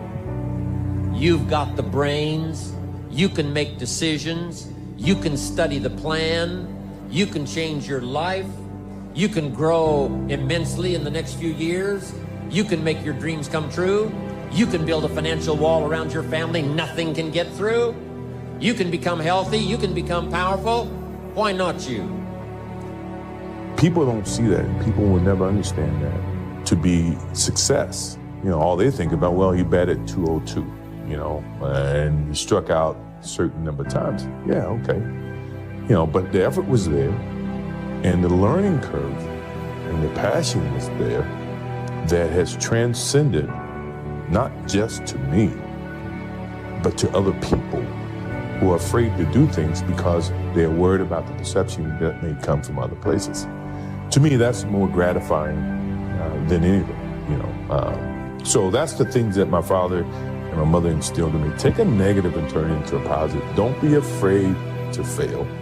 When you grow up, you tend to get told that the world is the way it is, and your life is just to live your life inside the world, try not to bash into the walls too much, try to have a nice family life, have fun, save a little money. But life, that's a very limited life. Life can be much broader once you discover one simple fact, and that is everything around you that you call life was made up by people that were no smarter than you. And you can change it. When this goes online or whatever it is, it really matters, and it really doesn't matter. What matters is, the people who are sparked by it, and the people who are offended by it. It doesn't fucking matter. Fuck you, because it's about motivating the doers. We're not on this stage just because of talent or ability. We're up here because of 4 a.m. We're up here because of 2-a-days or 5-a-days. We're up here because we had a dream and let nothing stand in our way. If anything tried to bring us down, we used it to make us stronger. We were never satisfied, never finished, will never be retired. My high school English teacher, Mr. Fisk, he had this beautiful quote, and it read, "Rest at the end, not in the middle." And I took that to heart. I believe there's time for resting at the end, but for me, that time is not now. To have a dream, sacrifice for it, and never ever rest in the middle. Be the guy who embraces the ugly, the miserable. Be the guy who embraces hard work, the grind. Don't be afraid of being hurt. Don't be afraid of sacrificing some blood. You want to be great? You want to be the baddest motherfucker ever at what you do? You're going to be misunderstood by everybody because you're going to be so fucking obsessed and so driven to get there. That's what it takes. When people don't understand you anymore, you've arrived. If you haven't gotten what you want, then you're not worthy of it, period. Now you can admit that you suck and improve. Better to know you're bad for a season than pretend you're good for a lifetime. You're not making as much money as you want because you're not as good as you think you are. You're crazy until you're successful, then you're a genius. I think for a lot of people, when you're grinding as a small channel, people think you're too obsessed. You're a weirdo. Stop only making videos. Like, get a life. Be realistic. People will convince you you're out of your mind for wanting to do this. But then once you're successful, they're like, yo, your drive, your tenacity was great. But it's like, yeah, well, where was that back then? You know what I mean? I didn't get that when I was a small channel. It's only delusional until it works. So is it really delusional? Once the world see it, there's nothing delusional about it. Now, your delusion becomes, oh, he was a fucking genius. I tell you, the harder and harder you work in here, the harder and harder it becomes to accept failure out there. Second place isn't an option anymore, guys. The more you give in here, the more you get out there. Why would you not want to give it at all? What else are you gonna do? You come here and kill it right now? Or stay home on the couch? Watching the life pass by. What else would you be doing right now? Taking the time off? Or taking the time to get ahead? If it doesn't seem so easy to you, it's because you don't believe in yourself. You believe in yourself, you want to be in here killing it. Because it's giving you that much more of a chance because you believe you can become that. Because they don't believe they can ever get there. So therefore, why take the precautionary steps to sharpen and hone the arsenal to really go to battle? Because they don't even want to go to battle because they know they're going to lose. How do you want to look in the mirror? Every single morning, do you want a positive reinforcement or do you want a negative one about you today? How do you want people to see you? A lot of times I'll be in a 200-mile run or something like that, and I'm all jacked up. Body's broken, mind's broken, spirit's broken. I start to say, what if I can pull this off? It's the what if I can pull off a fucking miracle. What if I can become someone that no one thinks I can be? And just me talking about that, I have the hair going up on my arms because it makes me just like, what if? Sometimes you just gotta say things just for what they are. Just for what they are. Passion is free. Nobody can charge you for passion. Nobody can tell you what passion looks like because that's all about you. Effort is isolated. The reason why effort is isolated, because nobody can dictate. Effort is 100% in the mind. No coach, no player, nobody else can make you run to the ball. Nobody else can make you finish a tackle. Nobody else can do it. That's why it's the most isolated things in this earth right now. It's effort. When you finally figure it out, how to win real battles, it's found through fundamentals. That's what wins championships. That's what wins battles. Blocking, tackling, until they get tired. Because you don't know what tired feels like. Let's face it, it's you against you out there. When you walk on that court, you have to think, I am the best guy out there. But here's the fact. All of you have extraordinary capabilities. All of you.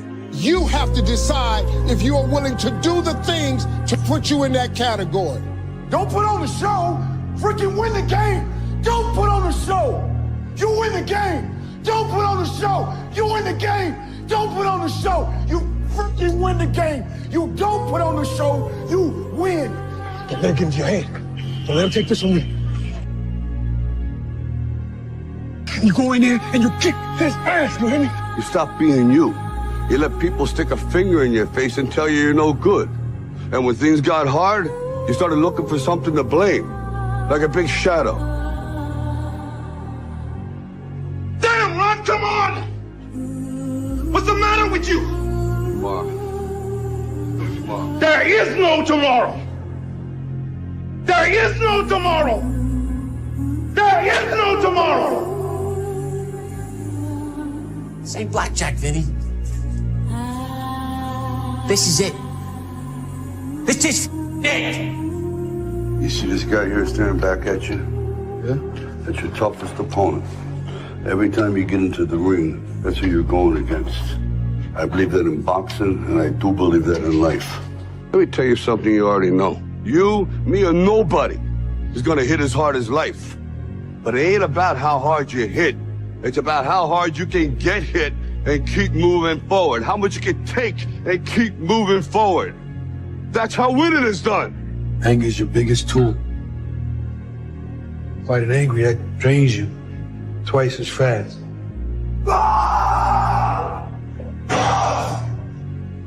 Yeah, the guy in the ring is your enemy, but make his mistakes be his destruction. Now go out there and show me how you do things. Show me how you live. Show me how you fight. Because I want to be great. And you're not. I want to be one of the greats. You love this game. I mean, love it with your whole heart. Because if you don't, let's not even bother. Let's not open that door. They're just going to slam it right in our face. I love this game. I live this game. And there's 1,000 other guys waiting in the wings who are obsessed with this game. Obsession's going to be talent every time. You got all the talent in the world, but are you obsessed? Is it all you ever think about? I want you to understand the difference between a risk and a gamble. What we do here, this is calculated, okay? We weigh the odds, we make a choice. You see that man right there? Do you remember him? You gotta block out everything and be in the moment. Not the past, not the future, right now. You have control of this. This belongs to you. This is yours. You're the captain. You're the master. You're the foreman. You're the general. You're the head. Don't give control of this to nobody. Don't let this man control you. Don't let him control you. You gotta get real doggish. Now, like I was telling you before, if you want to be ordinary, you ain't even gotta listen to me. Just go on about your business. Hard times create hard men. Hard men create soft times. Soft times create soft men. Soft men create hard times. If you don't fail, you're not even trying. My wife told me this great expression. To get something you never had, you have to do something you never did. Failure has been achieved, thank God. Now, the only place to go from failure is to win. You have to achieve failure.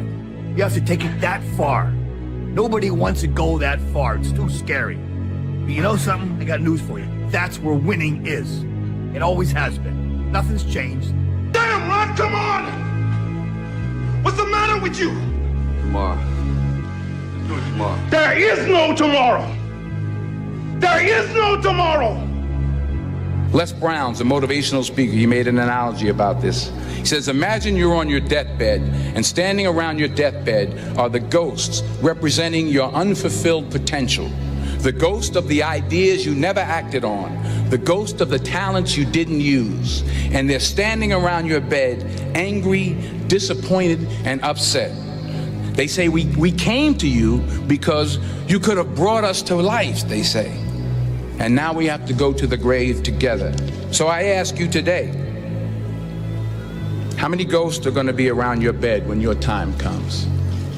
but I'm the best ever. I'm the most brutal and vicious and most ruthless champion there's ever been. There's no one can stop me. Lynx is a conqueror. No, I'm Alexander. He's no Alexander. I'm the best ever. There's never been anybody as ruthless. I'm Sonny Liston. I'm Jack Dempsey. There's no one like me. I'm from Nairclaw. There's no one that can match me. My style is impetuous. My defense is impregnable. And I'm just ferocious. I want your heart. I want to eat his children. Praise be to Allah. You have to learn how to fail. A lot of us have big dreams, big goals. And when you have goals that are maybe outside your reach, you have to know that getting to that goal, you're gonna have a lot of bad days. So I had to teach myself how to fail right. And what that means is, when I fail, I can't spend much time in that fail zone. I have to be able to get up and get after the next day just as fast. I don't have time to stay here and feel bad for myself for weeks and months and years, because I'll lose that time.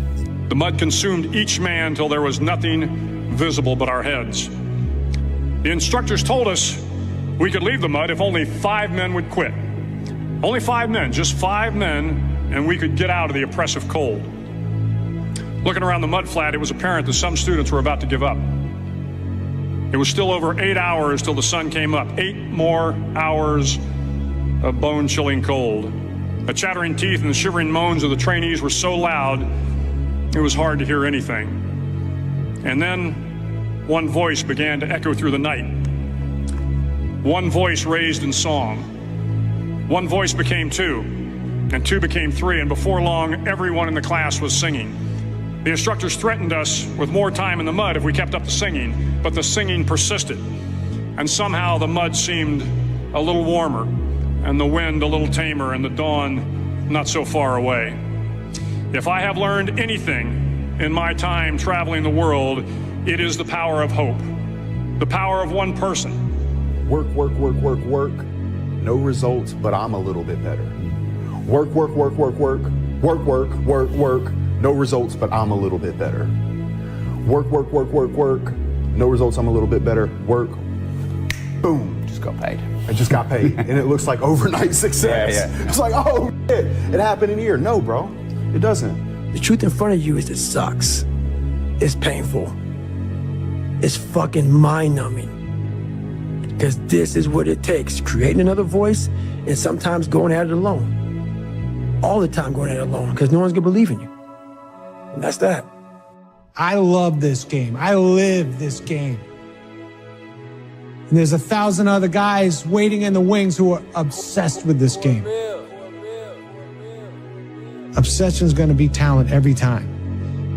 You got all the talent in the world, but are you obsessed? When you walk on that court, you have to think, I am the best guy out there. The hardest thing in life is figuring out who you are and what you want to do for the rest of your life. And once you figure that out, you wake up every day and you work toward it. It's impossible for you to fail if you know who you are, what you want to do, and you wake up every day and work toward it. When I seen that Bentley at the boxing gym and I seen that diamond Rolex, I said, I want that. And I knew what it took. So I know when my opponent is asleep, I'm out there at 4 or 5 in the morning, chopping trees, working, to this day. Because I can retire today. I'm well off, very comfortable. But I got the will to win. Take yourself out your comfort zone. Do not live in your bubble. Put some more air in your bubble. If you stay in your comfort zone, that's where you will fail. You will fail in your comfort zone. Success is not a comfortable procedure. What if we have that kind of attitude? The car's repossessed. Nobody believes in you. You've lost again and again and again. The lights are cut off, but you're still looking at your dream, reviewing it every day and say to yourself, it's not over until I win. The heaviest things in life aren't iron and gold, but unmade decisions. The reason you are stressed is that you have decisions to make and you're not making them. Embrace the process. And then by the time you get up in years, you can be a man that you're proud of. Okay? So this is just an encouragement to just chill out. Just chill out. Embrace the process. You say, Dwayne, what process? Life. Be the guy who embraces the ugly, the miserable. Be the guy who embraces hard work, the grind. Don't be afraid of being hurt. Don't be afraid of sacrificing some blood. You cannot change your life unless you change something. If you always do what you always did, you'll always get what you always got. He believed in himself, and you can too. You can do anything that you want. You can get singing lessons, get a better job, make more money.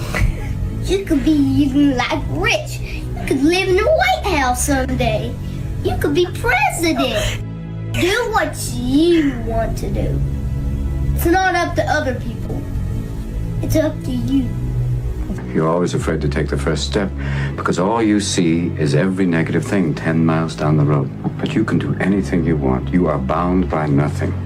What are you passionate about? Some of y'all don't want it. That's why you ain't got it. Excuses sound best to the person that's making them up. There's pretty much nothing that you could say that you went through that I haven't went through, and I'm still here. Stop feeling sorry for yourself. Get off the pity potty. Wake your ass up. Awaken the beast inside. Get in shape. Get off the pity potty. What one great thing would you dare to dream if you knew you could not fail? If you knew beyond a shadow of a doubt that you could not fail, what one thing would you set as a goal for yourself? What if you only had 6 months to live? What would you stop doing? What would you do more of? Who would you spend time with? What is really important to you? 75 years. That's how much time you get if you're lucky. 75 years. 75 winters, 75 springtimes, 75 summers, and 75 autumns. When you look at it like that, it's not a lot of time, is it? Don't waste them. Get your head out of the rat race and forget about the superficial things that preoccupy your existence and get back to what's important now. Right now, this very second. You know, if every time someone asks you a question, you try to say the right answer, your entire life is a test. And when did you have the most anxiety in grammar school and high school? No question. On test day. No question. So your entire life become this test. I ain't trying to say the right answer. I am just doing what I feel. My mama said trying is failing. There is no ifs, woulds, coulds, shoulds. It just is, and we just are. I would say ask her out. No matter who she is, whether she's a job or a new city, an opportunity or a fear or a actual person. Whatever she is, man, ask her out. Go out there and make something of yourself, for God's sake. Be an honest person and work and get to the top of whatever it is that you want to get to the top of. Stand up for yourself like a respectable human being and be a bit of a light on the world instead of a blight. That might make life worth living. It's like, yeah, it might. So why don't you go do it? The time is now. The time is now to express and for people to believe in themselves. The time is now for it to be okay to be great. People in this world shun people for being great, for being a bright color, for standing out. But the time is now to be okay to be the greatest you. You and I are capable of doing whatever we can see. We can hold it in our head, we can hold it in our hand. Don't waste your life. Set your goals high. Quit thinking about what's wrong. Start thinking what's right. Love a little more, hate a little less. You have no idea what you're capable of doing. Make up your mind today, you're going to figure it out. When you grow up, you tend to get told that the world is the way it is, and your life is just to live your life inside the world, try not to bash into the walls too much, try to have a nice family life, have fun, save a little money. But life, that's a very limited life. Life can be much broader once you discover one simple fact, and that is everything around you that you call life was made up by people that were no smarter than you. Is to shake off this erroneous notion that life is there and you're just going to live in it, versus embrace it, change it, improve it, make your mark upon it. What do you really, really want from your life? If you had no limitations, if you had all the money and all the time and all the talents and all the abilities, if you could do or be or have anything, what would you really want in your life? You know, there comes a day, man. Everyone's going to have this day. There comes a day where being average, being mediocre, is just sickening to you. It's just sickening. It makes you want to throw up. Because you've seen people with far less talent than you. As you're growing up with them, their childhood buddies, whatever else, they didn't have what you had. Yet now they're fucking to become something that you haven't. There comes that day. It's either when you're young, you know, and it strikes you on the baseball field because you're sick of striking out, or it's when you get fired from your 5th job, you know, and your wife and kids are on your ass because you don't know how to support them anymore. There comes a fucking day where push comes to shove. Where being mediocre, being like average and shit just fucking burns. It sucks so much. You can't deal with it one more day. And you get off your fucking ass and you create something that's always been there. It's always been inside of you trying to come out. But you've never wanted to unwrap it because it's too much fucking pain and commitment. You were scared you were gonna fail. You were scared if you started, you never finish it. You didn't want to tell anyone about it. You knew it was there, but you never wanted to embark on it. Get success remind you of what you could have been. And then the fucking spark is born. Get success remind you of what you could have been. And then the fucking spark is born.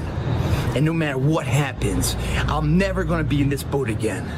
And you get up and you go, even if it gets knocked down, you just keep going, you're a wild man. And life has never been so sweet. That can happen at an early age, it can happen at a later age. It's gonna happen to somebody no matter what, it's gonna happen to you. And when it does happen to you, thank your lucky stars that finally you're alive. Don't give up. If times are hard, good things nor bad things last forever. But most generally, we are in control of our own destiny. Is that you're all in. No matter what you do, you're all in. This is going to kill you. So I think you might as well play the most magnificent game you can while you're waiting. Because do you have anything better to do? Really? Why not pick the best thing possible that you could do? Why not do that? Maybe you could justify your wretched existence to yourself that way. I think you could, because you're more powerful than you think. Way more powerful than you think. I mean, God only knows what you are in the final analysis. You're blind to your own weaknesses, but you're also blind to your own strengths. It's like, how far could you take that if you stopped wasting time, and if you stopped lying, and if you oriented yourself to the highest possible good that you could conceive of, and you committed to that? How much good could you do? Well, I would say, why don't you find out? It's time to unwrap the potential you can be. Superior, man. It's within you. It's within every single one of us. And the people that have risen to that level were no different than any one of us. It's just they believed it and they're willing to work their fucking ass off to get it. It wasn't about the potential. It wasn't about the genetics. It wasn't about the perseverance. And it wasn't about being the hardest fucking worker in the room. That's what got them there. And it didn't happen overnight. They got knocked down more than they ever stood up. But they kept going and kept going and kept going and kept going, because what else is the alternative? To be average again. That sucks, man. I had a difficult childhood, but there's no excuse for people not being able to do what they want to do. You can do anything that you want to do. What do you really, really want from your life? If you had no limitations, if you had all the money and all the time and all the talents and all the abilities, if you could do or be or have anything, what would you really want in your life? I'm going to have setbacks, I know. But if I'm feeling bad, that doesn't mean I'm doing bad. That doesn't mean I am bad. That doesn't mean that I can't still take some action. Because, yeah, nothing changes and nothing changes, man. You're the backbone of this country. You're the backbone of the world. I don't care if you're in Asia, Africa, Korea, Japan. I don't care where you are, the United States. You are the leaders, the future leaders of this world. Happen. In life, folks, you cannot change your life unless you change something. If you always do what you always did, you'll always get what you always got. The unfulfilled potential is the story of most people's lives. It is. It is. And it could have been the story of mine. And I tell a lot of people go, what's your biggest fear in life? And my biggest fear, honestly, was, let's say this. Let's say, I don't care if you believe in God or not. I don't care. So let's just play a game with me. Let's say you're God. And we have a big fucking long line of people. And I made it to heaven. I'm 75 years old. I'm 300 pounds. I made it to heaven. I worked for Ecolab my entire life, spraying for cockroaches. That's what I did. But I'm dead. I'm in heaven now. And you're judging us all now. So we're in line. We're all sitting there in line. You have Adam Brown. He has a big board up, and you're talking to Adam Brown about his life. And you rip it down, and I'm next in line, David Goggins. I see my name, and I see all this shit, and God goes, hey, you say, read this, man. And I'm reading this list, and I'm seeing 182 pounds, Navy SEAL, Ranger School, motivational speaker, changing lives. Okay, man, pull-up record, all this shit. And I'm like, that's not me, man. And God looks at me and says, that's who you were supposed to be. I'm always waiting for everything to be perfect before I live my life. I'm always waiting for everything to be perfect before I live my life. As soon as these things line up, I'm going to live my life. Man, I'm so guilty of that. It's not all I'm never gonna get to that where everything's okay, where everything looks a certain way. And in the meantime, I'm burning the best time I do have available. I'm burning that candle up. I'm burning this candle down, and I'm saying as soon as it gets bright enough, I'm gonna show up. But the candle's getting smaller.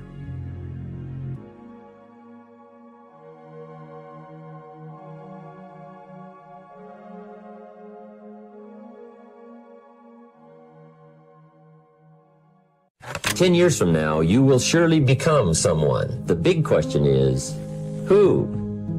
10 years from now, you will surely arrive. And the question is, where?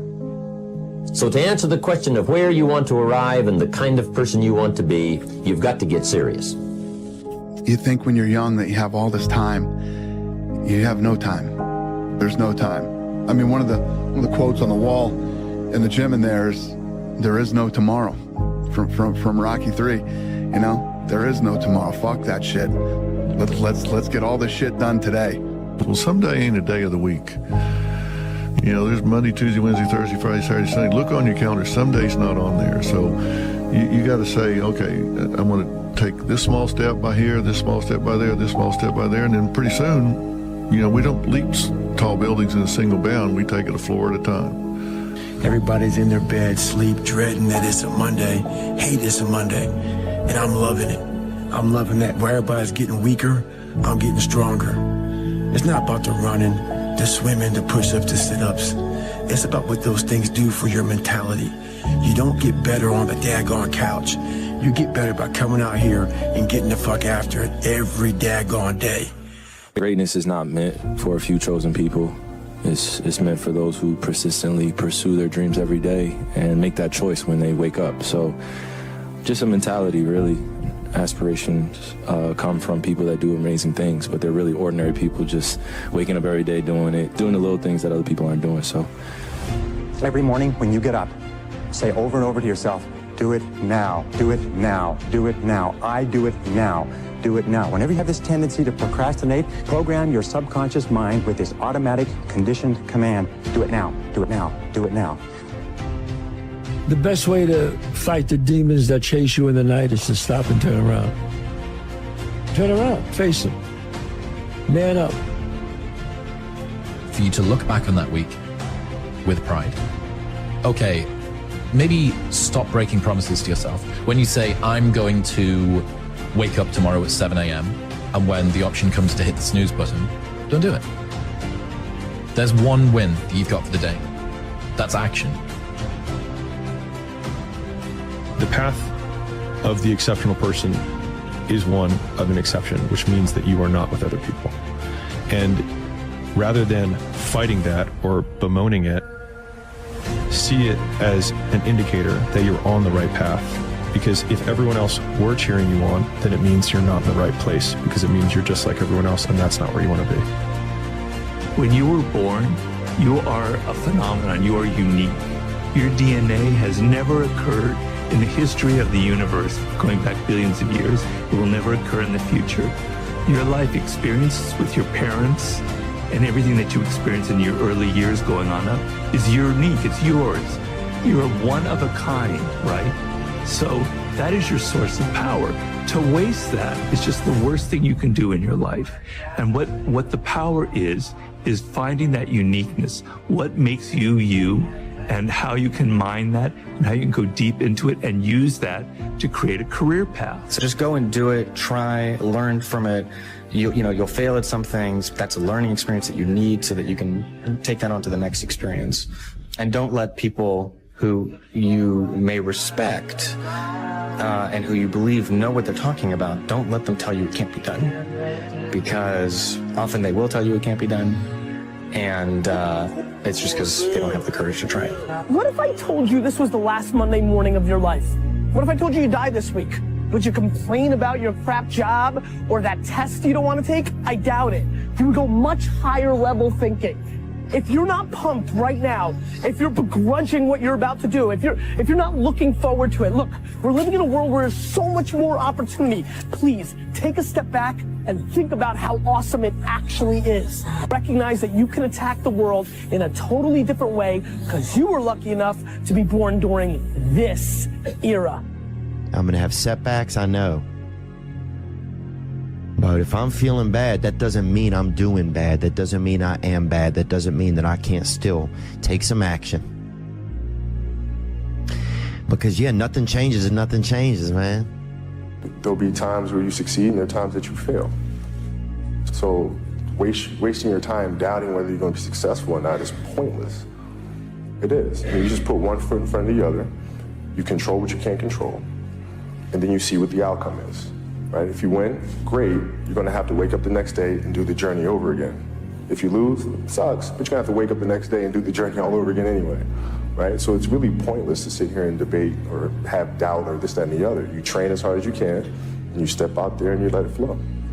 It's time to stay focused.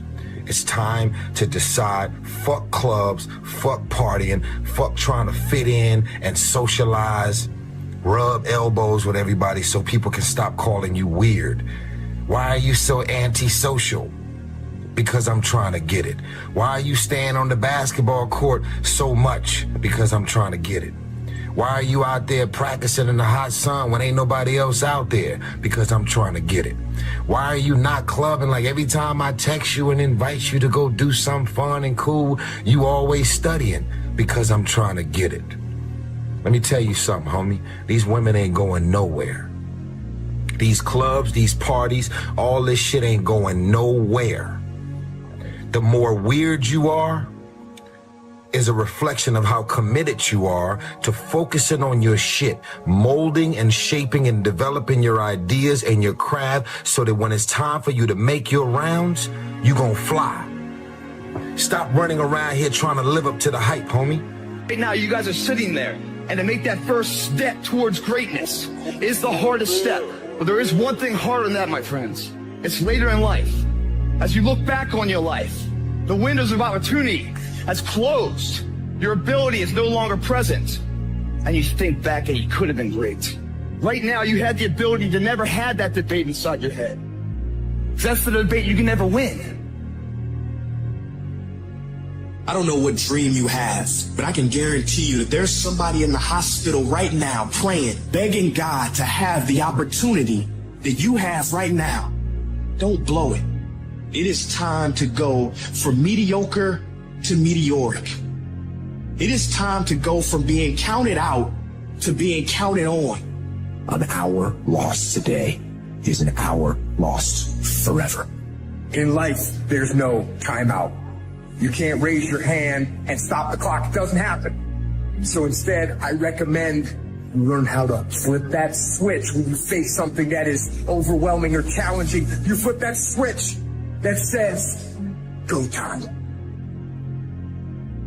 You don't have forever. Stop acting like it. That's the way life is. You don't have enough time. You gotta make time. God told me to tell you, don't pray no more. You don't need to pray. I gave you life. It's precious. You the one playing with it. You the one taking it for granted. You getting up late. You got an attitude. You don't feel it. I gave you breath. Use it. Get there early, man. You got all this stuff you want to do and you never say you got enough time. But get there early. No one's there. No one's doing anything in the morning. You see, the mind can only focus on one thing at a time. The mind cannot focus on two things at once. If you try and put two images in the mind at the same time, you have confusion. It'd be like putting two images on the screen at the same time. You'd have confusion. There are two types of mindset. There is a fixed mindset and there is a growth mindset. Most people fail in that process because most people live in the fixed mindset. The fixed mindset is, this is who I am, this is what I know, this is what I'm capable of, this is what I'm good at, and this is where I'm going to stay. The growth mindset, it says, this is where I am now. This is what I'm good at now. But I recognize that if I go through a particular process, I can grow myself and become a better person. You need to learn to be uncomfortable. You need to be comfortable being uncomfortable. And you need to be in a space where you allow yourself to be challenged, but more importantly, in a space where you are willing to be uncomfortable and grow. So how do you train your mind so that you have more positive, uplifting, and optimistic thoughts and less negative? Whatever the sources of that negative thought is, if you don't kill it and replace it with positive incantations, with positive reinforcement, with reading books that build you, listening to podcasts and watching YouTube shows that are going to inspire you, that are going to move you to the 2.0 version of yourself. If those negative thoughts are not replaced with positive thoughts, then you are destined to failure. Or at least success is going to come at a very high price. Here's the thing about mindset. A mindset will not change the shitty situation you're in. A positive mindset changes you, which changes your ability to deal with the shitty situation that you're in. Stop scaring yourself.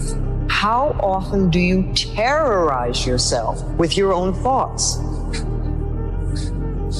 You get into absolute terror, and it's only coming from your thoughts. Nobody out there is doing a thing. Sometimes it's an old family pattern. Sometimes we get new things. You know, we find so many ways to scare ourselves. I would like people to, when you have time, to make a list of your fears. Make a list of your fears, and then give yourself the opportunity to turn each fear into a positive affirmation. Turn each one into something positive. And remember, always you are in charge. You are always in charge. How do you activate the superconscious mind? Here is the most powerful of all. We call this the master method of activation. It is called solitude. Now, how do you use solitude? We call this go into the silence. Go and sit down quietly by yourself for 30 to 60 minutes. 30 to 60 minutes. Most people in our society have never sat quietly for 30 to 60 minutes in their entire lives. Yet I will tell you this method works 100% of the time. That any problem that you have, any difficulty, any challenge, any goal that you want to accomplish, if you'll go into the silence and sit quietly and then listen to the still small voice within, at a particular moment, your mind will go clear and wham, exactly the answer you need will come at exactly the right time. You can protect yourself from negativity. And that's what stops most people, negative thoughts. The way you can put a coating around your mind is with one simple thing, gratitude. Gratitude erases negativity. I'm gonna show you how this works. If you wake up in the morning, you start having negative thoughts. Every time you feel, in the middle of the day, if you feel yourself doing that, stop, just stop for a second and start going over in your mind everything you have to be grateful for.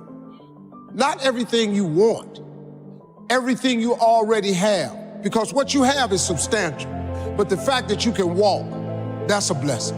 The fact that you woke up, that's another blessing. The fact that you can see, think, reason, that's another blessing. The fact that you have any measure of health, that's another blessing. And I'm just talking to you, I don't even know you. I could give you 50 things you ought to be grateful for right now. I don't even know you. The fastest way to take control of your life is to stop controlling everyone around you. You have no idea how much time and energy and attention you are wasting trying to control other people. Well, I think worry will make you sick. I've never seen it accomplish anything. I've never seen worrying about anything change it. So I decided not to do it. If you can't do anything about it, why the hell worry about it? Every negative thought you have releases poison into your system and will kill you or give you cancer or tumors or whatever else you can think of. So if you're thinking negative about anything, erase that. The more trust you have in your superconscious mind, the faster it works for you. And the more calm and confident you absolutely believe that something will show up. And the more you practice with it and the more confidence you have, the faster it works for you. Pretty soon it gets to the point where you can think a thing and realize it very, very quickly. I used to do this when I was first understood this, when long distance charges were very high back in the 80s, is I would visualize a person I needed to talk to on the other side of the country and they would phone me. And I could do this over and over again. Rather than me phoning them for 30 or 60 minutes, I'd visualize and they'd phone me. I just put it into the superconscious mind and I say, he or she will call by 11:30. By 11:30, the phone rings. And do this over and over again. And the more confidence you have that it will work, the more rapidly it works for you. It requires a step of faith, a mental step of faith. The three things that's very important. He said, in order to make it in life, number one, you have to develop your mind, that you don't get in life what you want, you get in life what you are. Number two, you have to practice the principle of OQP, only quality people. You earn within $2,000 to $3,000 of your closest friends. People rub off on you. Academy Award winner Sidney Poitier said, when you go for a walk with someone, something happens. Either you adjust to their pace or they adjust to your pace. Whose pace have you adjusted to? But the other thing that he said that's most important, that's really important today, he said, develop your communication skills, because once you open your mouth, you begin to tell the world who you are. If your happiness depends on the actions of others, you're at mercy of things that you can't control. And that's never where I want to be. So I always want to live in, like, me and my therapist talk about, like, my higher goddess, my higher self. Like, I always want to live there, knowing that when I'm there, you can't take that away from me. That's mine. I think it's important to realize wherever focus goes, energy flows. It's corny, but it's true. In fact, maybe an easier way of saying it is, we don't experience life. None of us do. We experience the life we focus on. So in any moment, what's wrong is always available. So it's not about being positive. It's about being intelligent. You got to live intentionally. You've got to exceed expectations. And you got to be consistent. If you can do those three things, you will lead yourself very working on yourself, talking to yourself. That's so very important. Overcoming the negative conversation, that inner dialogue that's going on all the time, even when you don't want it to be there. You can't stop yourself right now from thinking. You can't do it. It's going on. And so learning how to empower yourself, part of doing that is standing up to yourself. You've got to stand up inside yourself sometimes and say, shut up. I was going to give a presentation, and this voice inside of me saying, you can't do this. You don't have everything it takes. I shut up. I'm behind on my bills, and you're telling me what I can't do. I have got to do it. You'll get scared sometimes. Your mind will go blank on you. Some people you will allow to unnerve you, and you wonder, what's wrong with me? I'm not crazy. That's why you've got to learn to make a conscious, deliberate, determined effort to stand up inside yourself. Working on yourself, watching that inner dialogue, it will determine the quality of your life. One thing is certain. No one ever becomes very wise without the aid of self-discipline. And no one ever finds peace of mind and happiness without the strict exercise of self-discipline. You know, we're not taught how to be happy. You know, we're not even taught. Our nervous system is designed to survive. You have to think about it. The brain that you and I have is about 2 million years old, roughly, and it hasn't altered a huge amount in that time. And the number one focus is survival. So our brains are always looking for what could go wrong, what could be messed up, what could cost us, what could we lose. And it used to be to protect us from a saber-toothed tiger, so we'd learn to fight or flight, run from it, or freeze and hope it didn't notice it. Those are the three patterns most people do under stress. They fight, they flight, or they freeze. And the problem is there is no saber-toothed tiger anymore. So today we get freaked out like life and death, like what do people think about us or what do they write about us on social media? And don't get me wrong, all those are challenging things, but they get into survival if we don't learn to run our brains. Our brain's gonna make you survive. It's not gonna make you happy. Your job is to create the happiness. In order to do that, you have to wake up and not be on automatic pilot. People change in 4 different seasons.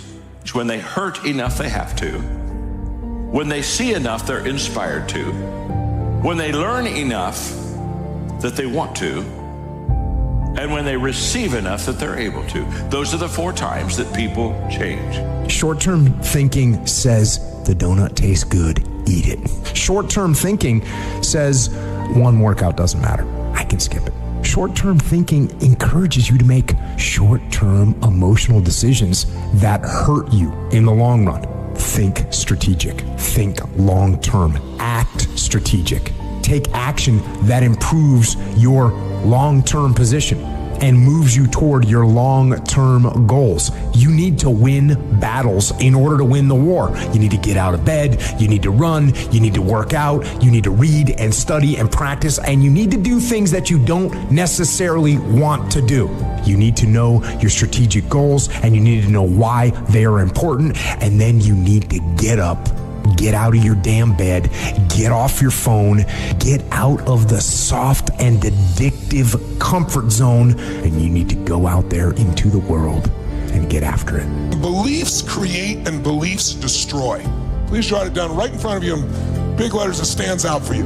Every belief you have either creates or destroys. And the problem is most of us are not conscious of the beliefs that we have. A belief is nothing but a feeling of absolute certainty about what something means.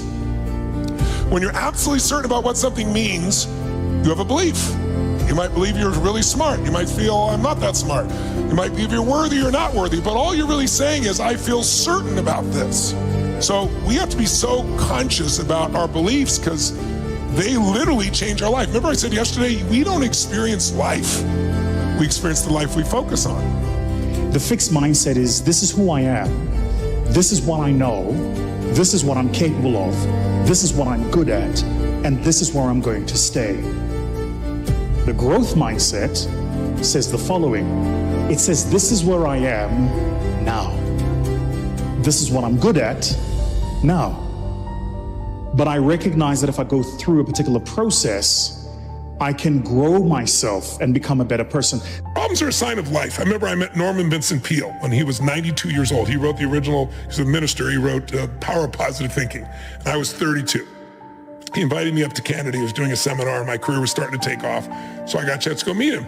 I went backstage with him and I remember saying to him, I said, he said, call me Norman. I said, Norman, I said, I just curious.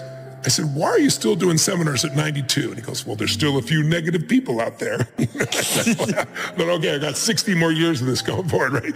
But then I asked him, I said, when he started out, it was horse and buggy. He's seen rock, radio, television, cars. I mean, imagine what he saw in his lifetime in that century. What do you really want? A lot of people have not been able to define that for themselves because you grew up wanting what other people wanted for you.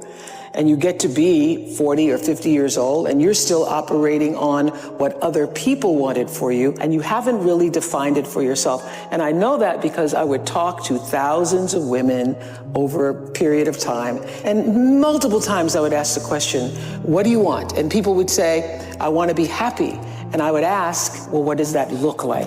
And for many women, and it started to change as we moved from the 80s to the 90s, they would always say, well, I just want my kids to be happy. Your kids being happy is not you. What do you want? What will it actually take to fulfill this thing that you say you're in pursuit of? And being able to answer that question, first of all, acknowledge that you know or don't know, and then finding out what that's going to look like for you. My favorite lessons I learned was from a monk who said to me one day, I said to him, what do you think happiness is? And he said, I don't even talk about happiness. I think we're using the wrong word. He said, I look for peace and contentment. And he said, sometimes in your life, just pause for a moment and ask yourself, how many of the things you have now were the things that you wished for a decade ago? Just pause and do that. And he said, what you will be shocked to discover is the person that you cannot bear to have a conversation with today, that is your spouse, you dreamed one day that they would look your way in a bar. You dreamed and you yearned for the day that they would text you back. You know what I mean? Yeah. That car that you now loathe because it has to be serviced and you have to change the tires on and you have to...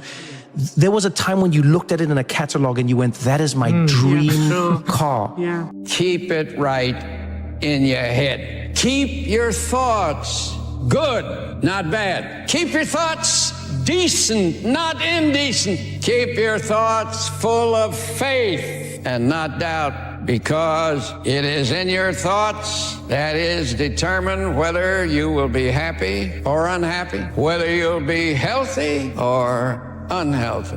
The happiest person is he who thinks the happiest, most interesting, finest thoughts. And that is a fact. The mind is like a factory, a mental factory. And whatever you think about all day long pours ingredients into this mental factory. Can you imagine dumping a barrel of trash into this mental factory every day and coming out with a rich, dynamic, positive life? It can't be done. You decide what goes into your mental factory. Don't let anybody just dump anything they want to in your mental factory, because you've got to live with the results. Get over yourself. Let me explain something to you. It's not about you. The first step in leadership is to get over yourself. The first step in connecting with people is to get over yourself. The first step in communicating is to get over yourself. I tell people all the time when they say, I want to be a great communicator. I said, number one, just get over yourself. Get over the day that you're more concerned about helping people than how you look. All of a sudden, good things begin to happen. It's the key to serving others. It's the key to influencing others. And by the way, the get over yourself is the Maxwell translation. Jesus said, if you want to be first, you have to be last. Yes, you do. And if you want to rule, you have to serve. You want to live, you have to die. He was just saying, get over yourself. Thoughts create feelings. Feelings create your behaviors. And your behaviors create the outcome in your relationships, at work, with your money, whatever. The most important foundational thing to get right is how you think. And I am not a fan of positive thinking. I'm a fan of accurate thinking with a positive spin. And if you allow your mind to go to darkness, to go to negativity over and over and over again, you're building a pathway in your brain for negativity, which is why mental health is a daily practice. You need to practice accurate thinking with a positive spin over and over and over again. And your mind will slide down that slide easily, quickly, and your life will be so much better. 3 P's that you gotta annihilate, crush, or destroy if they're getting in the way of your progress in a relationship or your career or your happiness or your health. These are the 3 P's that make learned helplessness. Number 1, you think the problem is permanent. Once you've had enough disappointment, sometimes your brain doesn't want to get disappointed, so it's a permanent problem. Please write down, no problem is permanent, only your soul is permanent. Nothing's forever. Everything changes, everything eventually ends, and something new begins. That's part of life. Those are the seasons of life. The second P that keeps people in learned helplessness so they don't change, this belief's got to be annihilated, broken through, and that it's pervasive. That means that because my relationship's not great, my whole life is horrible. And you're forgetting you do have health, or you do have friends, or you do have a job, or you do have whatever. I can breathe. And the third one is we think the problem is personal. There's something wrong with me. And if you start believing that, it becomes self-fulfilling. You give up. See, I'm not good enough. I'm not beautiful enough. I'm not smart enough. I always screw it up. So those 3 P's got to be destroyed. That's why a lot of relationships don't work. We make her Wonder Woman and she makes us Superman, and neither one of us can live up to it. And that we've got that bulb, that honeymoon bulb turned up to 100 watts, and the honeymoon's over. We're trying to deal with some real base stuff. Let's leave it at 20 watts. We're just lit, but we're not just feverishly superhuman. And I think a lot of us just purport that on someone else, and they can't live up to it, and it ends up not being fair to them. And then they do the same to us, and we both walk away going, I underwhelmed. We all want to be able to change the way we feel. That's what I spend my life showing people how to do. And what most people don't know is the emotion is created by motion. The way you move determines the way you feel. You have 80 different muscles in your face, 80. For most people, this is the largest area of unemployment in the country. They use the face the same way. They feel the same emotions over and over and over again. So what I was saying is I have this deal with myself called priming. Every day I say, look, you got to have 10 minutes for yourself. You don't have 10 minutes for yourself, you don't have a life. And I'm not going to hope I feel good. I just got back 6 countries in 12 days. I was in India 2 days ago. Wow. And I woke up here wanting, feeling like somebody ran me over with a truck. But you got yourself psyched up. But the way I did it is I do this process. And it's 10 minutes. I put some music on. I do this massive change in my breathing, so it radically changes the way I feel. And then I do this 3-step process. First, I do 3 minutes of gratitude, where I think of 3 things I'm really grateful for, and I associate. I don't think of it over there. I feel it. And the reason is, when you're grateful, you can't be worried. You can't be fearful. When you're grateful, you can't be angry. And anger and fear are what screw people up most in their relationships, in their life, in their business. So I wire myself. I was saying to you that most people want to be happy, but their habit is to be worried or pissed off or frustrated or stressed. And so they've got a highway to stress and they got a dirt road to happiness. So I wire myself. I've got a highway to gratitude, which changes all your emotions. And then I do a 3-minute process of kind of a prayer for my family and friends. And then I do a 3-minute process of the top 3 things I want to accomplish. I see it as done and I feel it. I'm done in 10 minutes. So sometimes I go 20, but my deal is 10, so there's no excuse not to do it. Something happens no matter who you are, if you're average or if you're good. When you get around greatness and you stay around greatness, you start listening to great podcasts and reading great books, and you start hanging around great people, and you start becoming a part of great masterminds. Guys, you just evolve. And I don't know what happened, but every year I went from a high school dropout and homeless to I started to becoming every single day more of who I am. And I can't believe it. My next goal is to win the Nobel Prize. Why? I had to come up with something. Listen to me, you have to be careful when you hang around average people. All they're going to do is tell you what they can't do, and that's okay that they can't do it, but that has absolutely nothing to do with us. We can go from being homeless and high school dropouts to having PhDs, writing books, and becoming the voice of a generation. We can do whatever we believe we can do, and we don't need anybody's permission to do it but ours. Leadership is not a rank. Leadership is not a position. Leadership is a decision. Leadership is a choice. It has nothing to do with your position in the organization. If you decide to look after the person to the left of you and look after the person to the right of you, you have become a leader. When you really sit back at your life and you are in that dark room and you're looking at where you started from and you tell yourself, God, dog, man, my mom is this way, my soon-to-be stepdad got murdered, my dad beat the shit out of me, I can't read and write to save my soul, I've lied about it to everybody, I've cheated on all these tests. My God, man.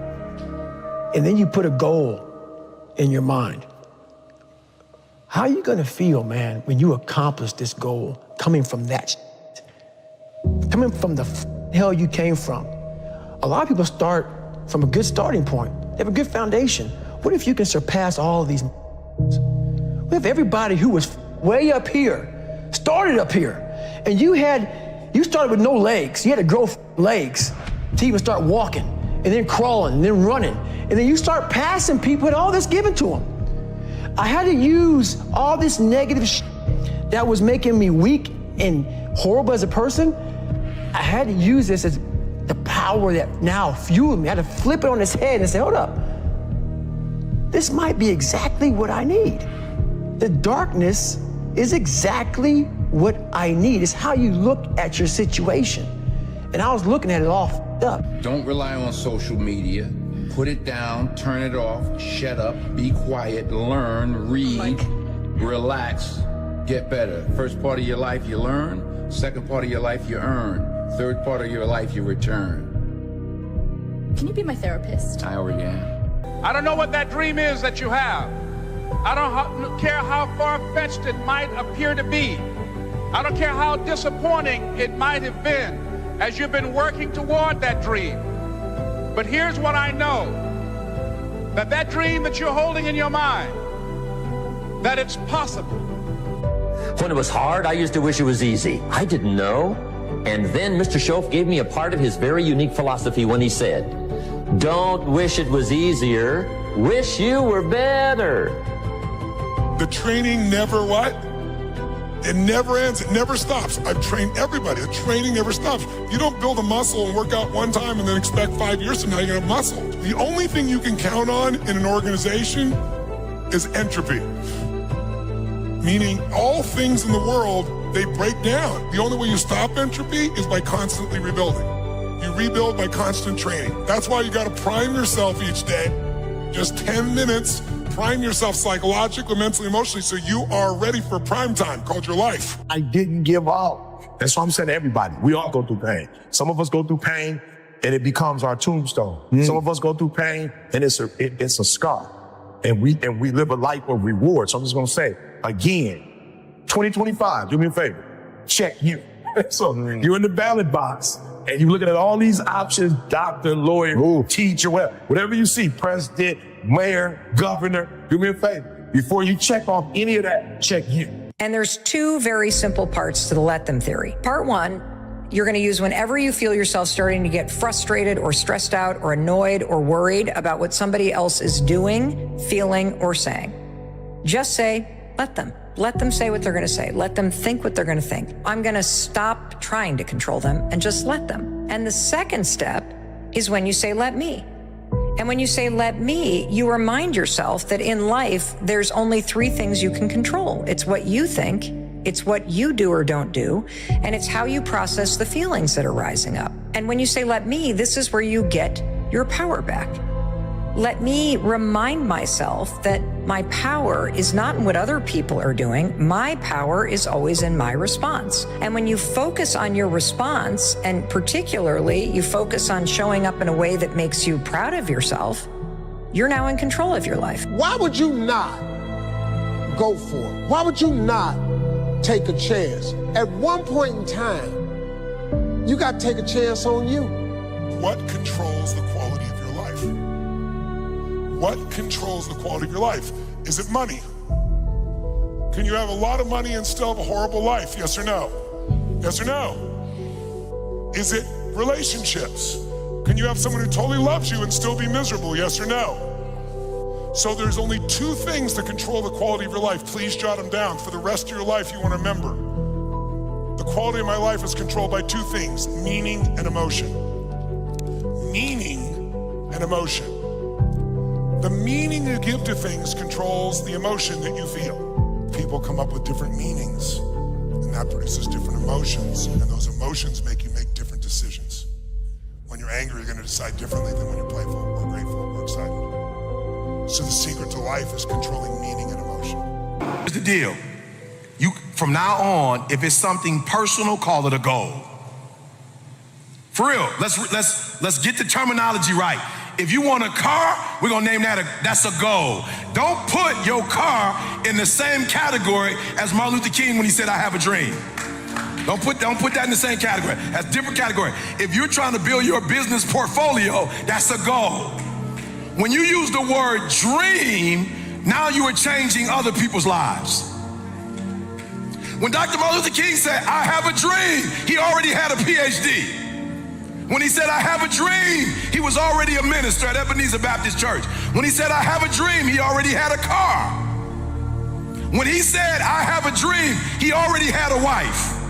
When he said, I have a dream, he already had children. When he said, I have a dream, he had already won the Nobel Prize.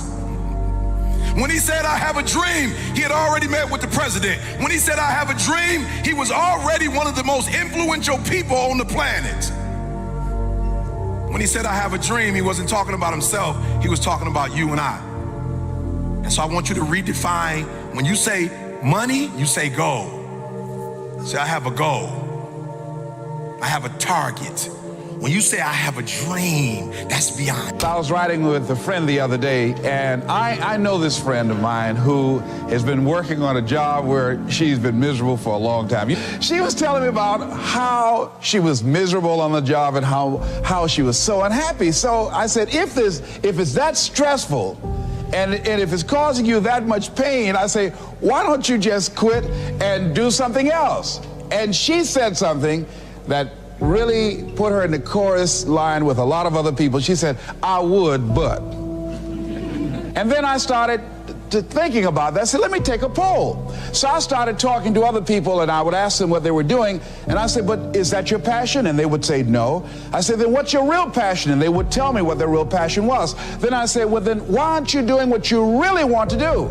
Oh, I can do it, but.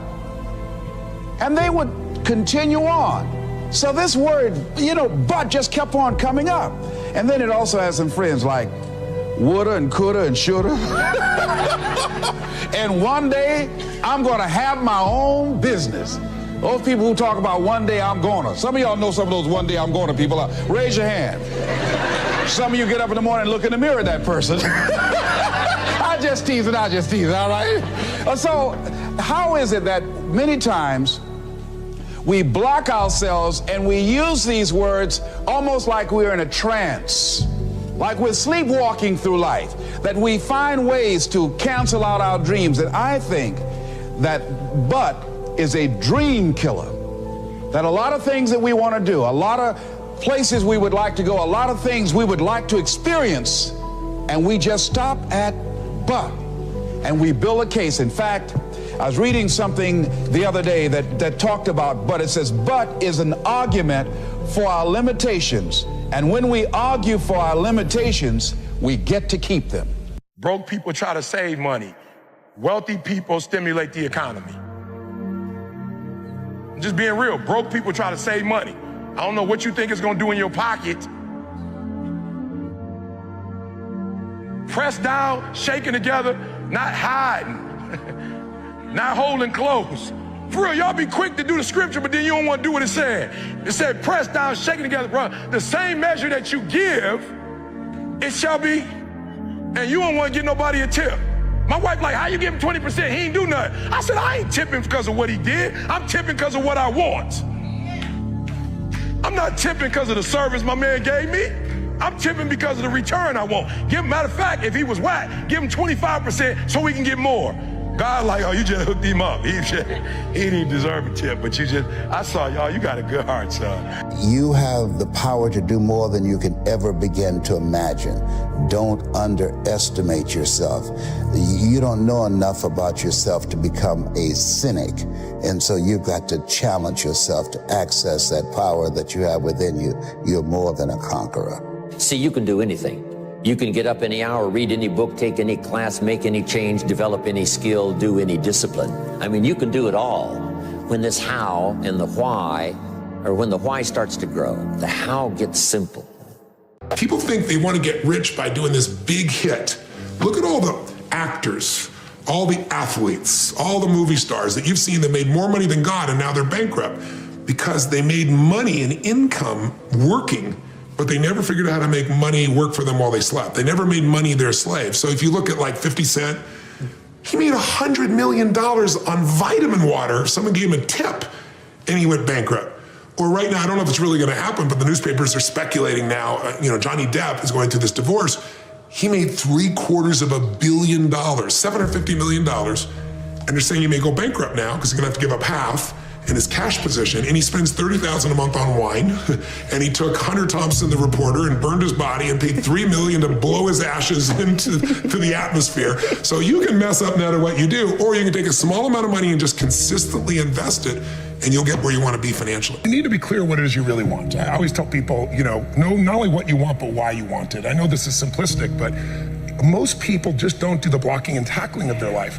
The one we were talking to earlier, a great lady, and you could just see she wants to have a new business, but she never sat down to even put a plan together and says, why aren't I taking action? Well, when you're not sure what you're gonna do, you're gonna hesitate. And hesitation kills momentum. And momentum is what makes a sports team win. It's what makes an athlete, a business person win.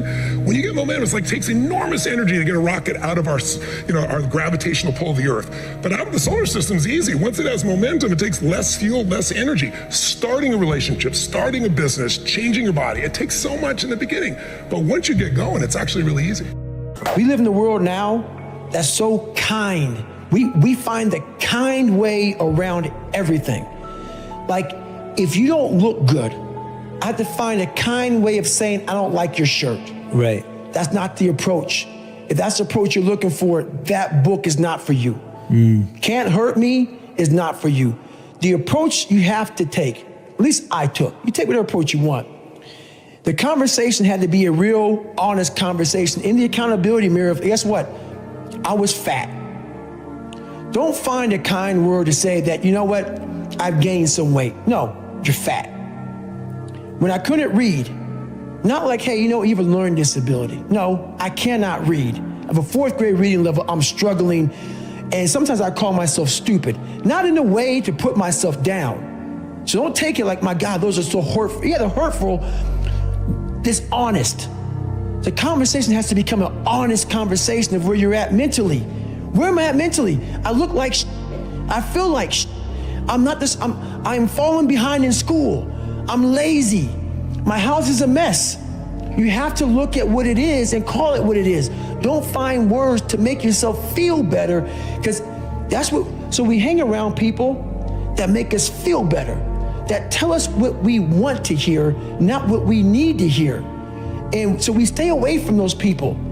And we stay away from those people, like our internal dialogue becomes that kind, it's okay, it's not okay. So that's where it starts. It starts with that accountability of, it's not okay anymore. This can no longer be okay. And calling yourself out for exactly what you are and exactly how you need to fix it. Things I have realized, and many of us have, that if you want something out of life, if you want to change yourself, if you want to acquire something, if there's some goal that you want to reach, that is really not easy as some people will make us feel. That living your dream, changing your behaviors, overcoming negative habits, it's challenging. It's hard. That living alone is just very difficult. And once we begin to come to grips with the fact that living is difficult, life is very challenging. I heard a song once by a guy named Dimples called, "If it ain't one thing, it's another." I say to you, if it ain't one thing, it's 12 others. Always something. You will never ever have a problem-free moment in life. Somebody said, and I like this, that you either in a problem or just left one or headed toward one. Anybody found that to be so? Raise your hand if you know what I'm talking about. I mean, there's always something. So how do we begin to nurture that hunger? What are the characteristics or the qualities of people that are hungry? What will it take for me to get some of the things that I want? And being hungry for those things. Number one, you've got to work on yourself. It's very important that you engage in an ongoing process to develop you. Spend more time on yourself than what you've been spending. The number one thing that's going to change your life, the only thing that will change your life, change your business, change your money, change your relationship, is you must raise your standard. Now, I know that sounds boring, stupid, basic, but it's the truth. The only thing that changes our life long term is when we raise our standards. What does that mean? That sounds so boring and dumb.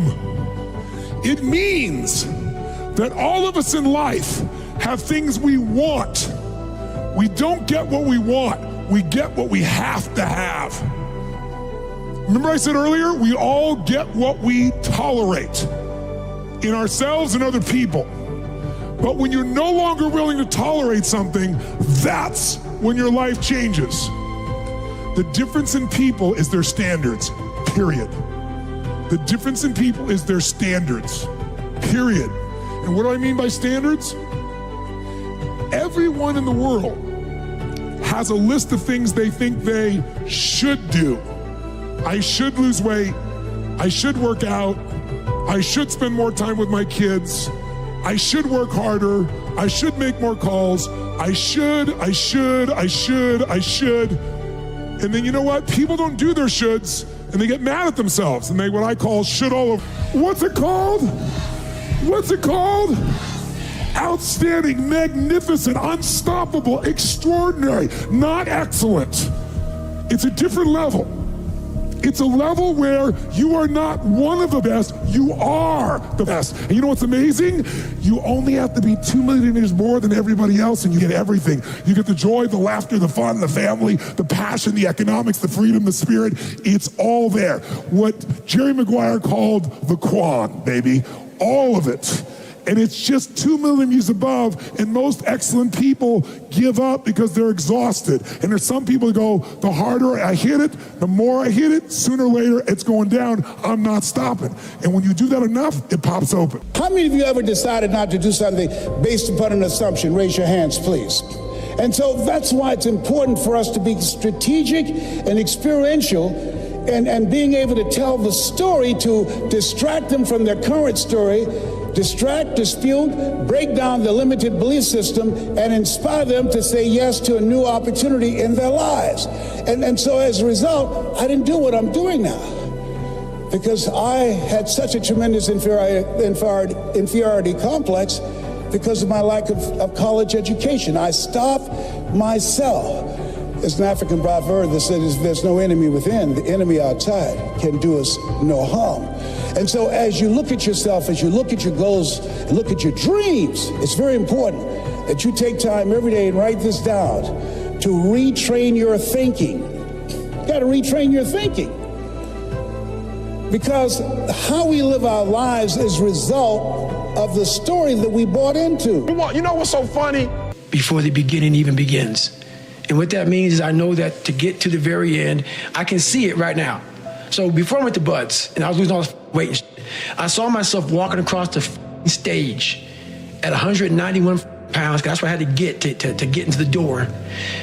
I saw myself 6 months, a year later, whatever it's gonna take me to do it, I saw myself walking across that stage, getting that certificate of graduation from Buds. And I was able to be there at 300 pounds. And that feeling that I was nowhere near that feeling, I was able to put myself there 1,000,000 times every day. And that feeling of like, my God, that is gonna feel amazing. That's what made me suffer. That's what allowed the pain to be real and say, this is worth it. I want to feel for this next 18 months. It took me 18 months to finally become a Navy SEAL, to finally, just get through Buds. 18 months, it's 6 months. It took me 18. That's what woke me up every morning was, I'm gonna put myself through this much pain and suffering for a few seconds. That's all it is. A few seconds of joy.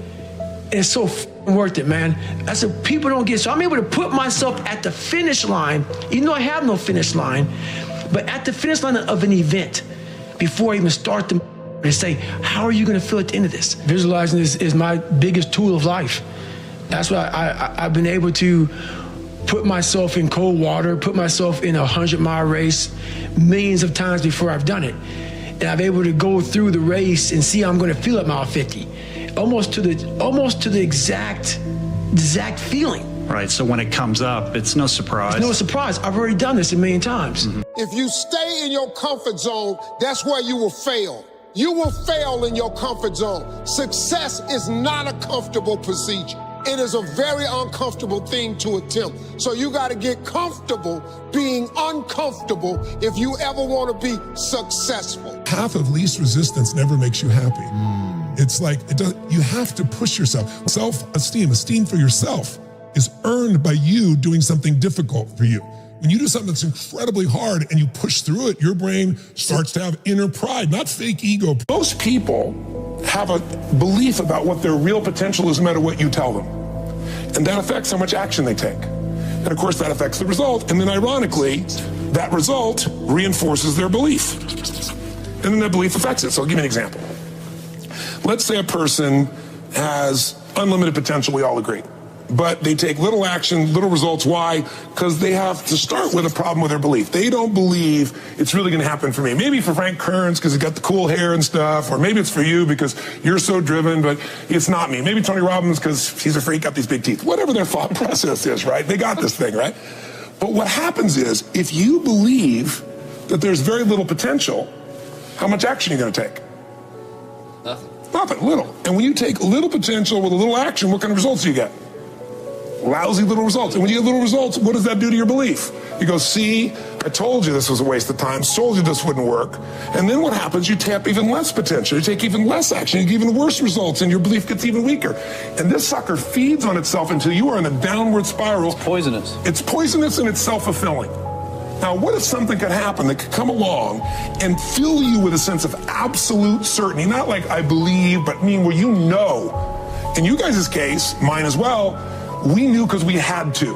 Because we burned the boats. There was no other option. We had to find a way. We weren't going to live that way. We all did it in different ways and for different reasons, but in essence, that was it. If you get yourself in a state of certainty that this is going to work, I'm going to find a way, and if this doesn't work, I will make the way, then you tap a lot more potential.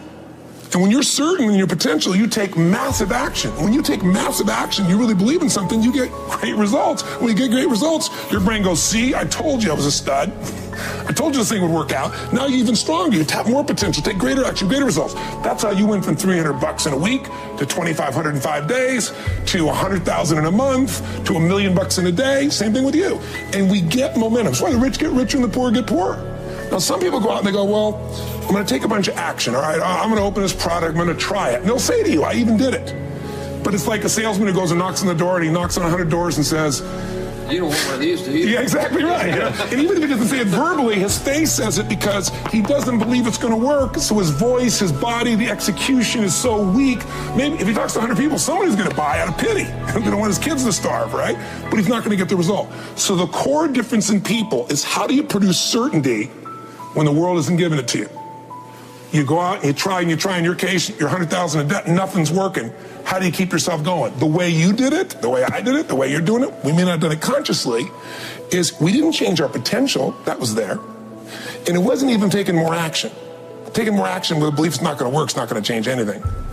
We got results in our head that made us feel certain as if it had already happened. So you have to say, here's where I am, here's where I want to be, and you have to be honest. It's not where I want to be, it's uncomfortable. But then the second part is you got to uncover, face the truth, what has gotten in the way in the past. And there's only 5 things usually. Fear of failure, fear of success, fear of unknown, fear of not looking good, fear of all those things. Or 2, a limiting belief, like I've tried everything. Once you believe that, you don't even try anything anymore. Someone trying to lose weight, that's the common one they'll say, because they've tried a bunch of things that didn't work. Or all the good ones are gone, Right. All right, or they're gay and I'm not, or I'm gay and they're not, or whatever the story is. There's a story, a belief system that limits them, and so it keeps them from maximizing their ability. Third thing that could have gotten in the way, some other emotion, overwhelm, stress,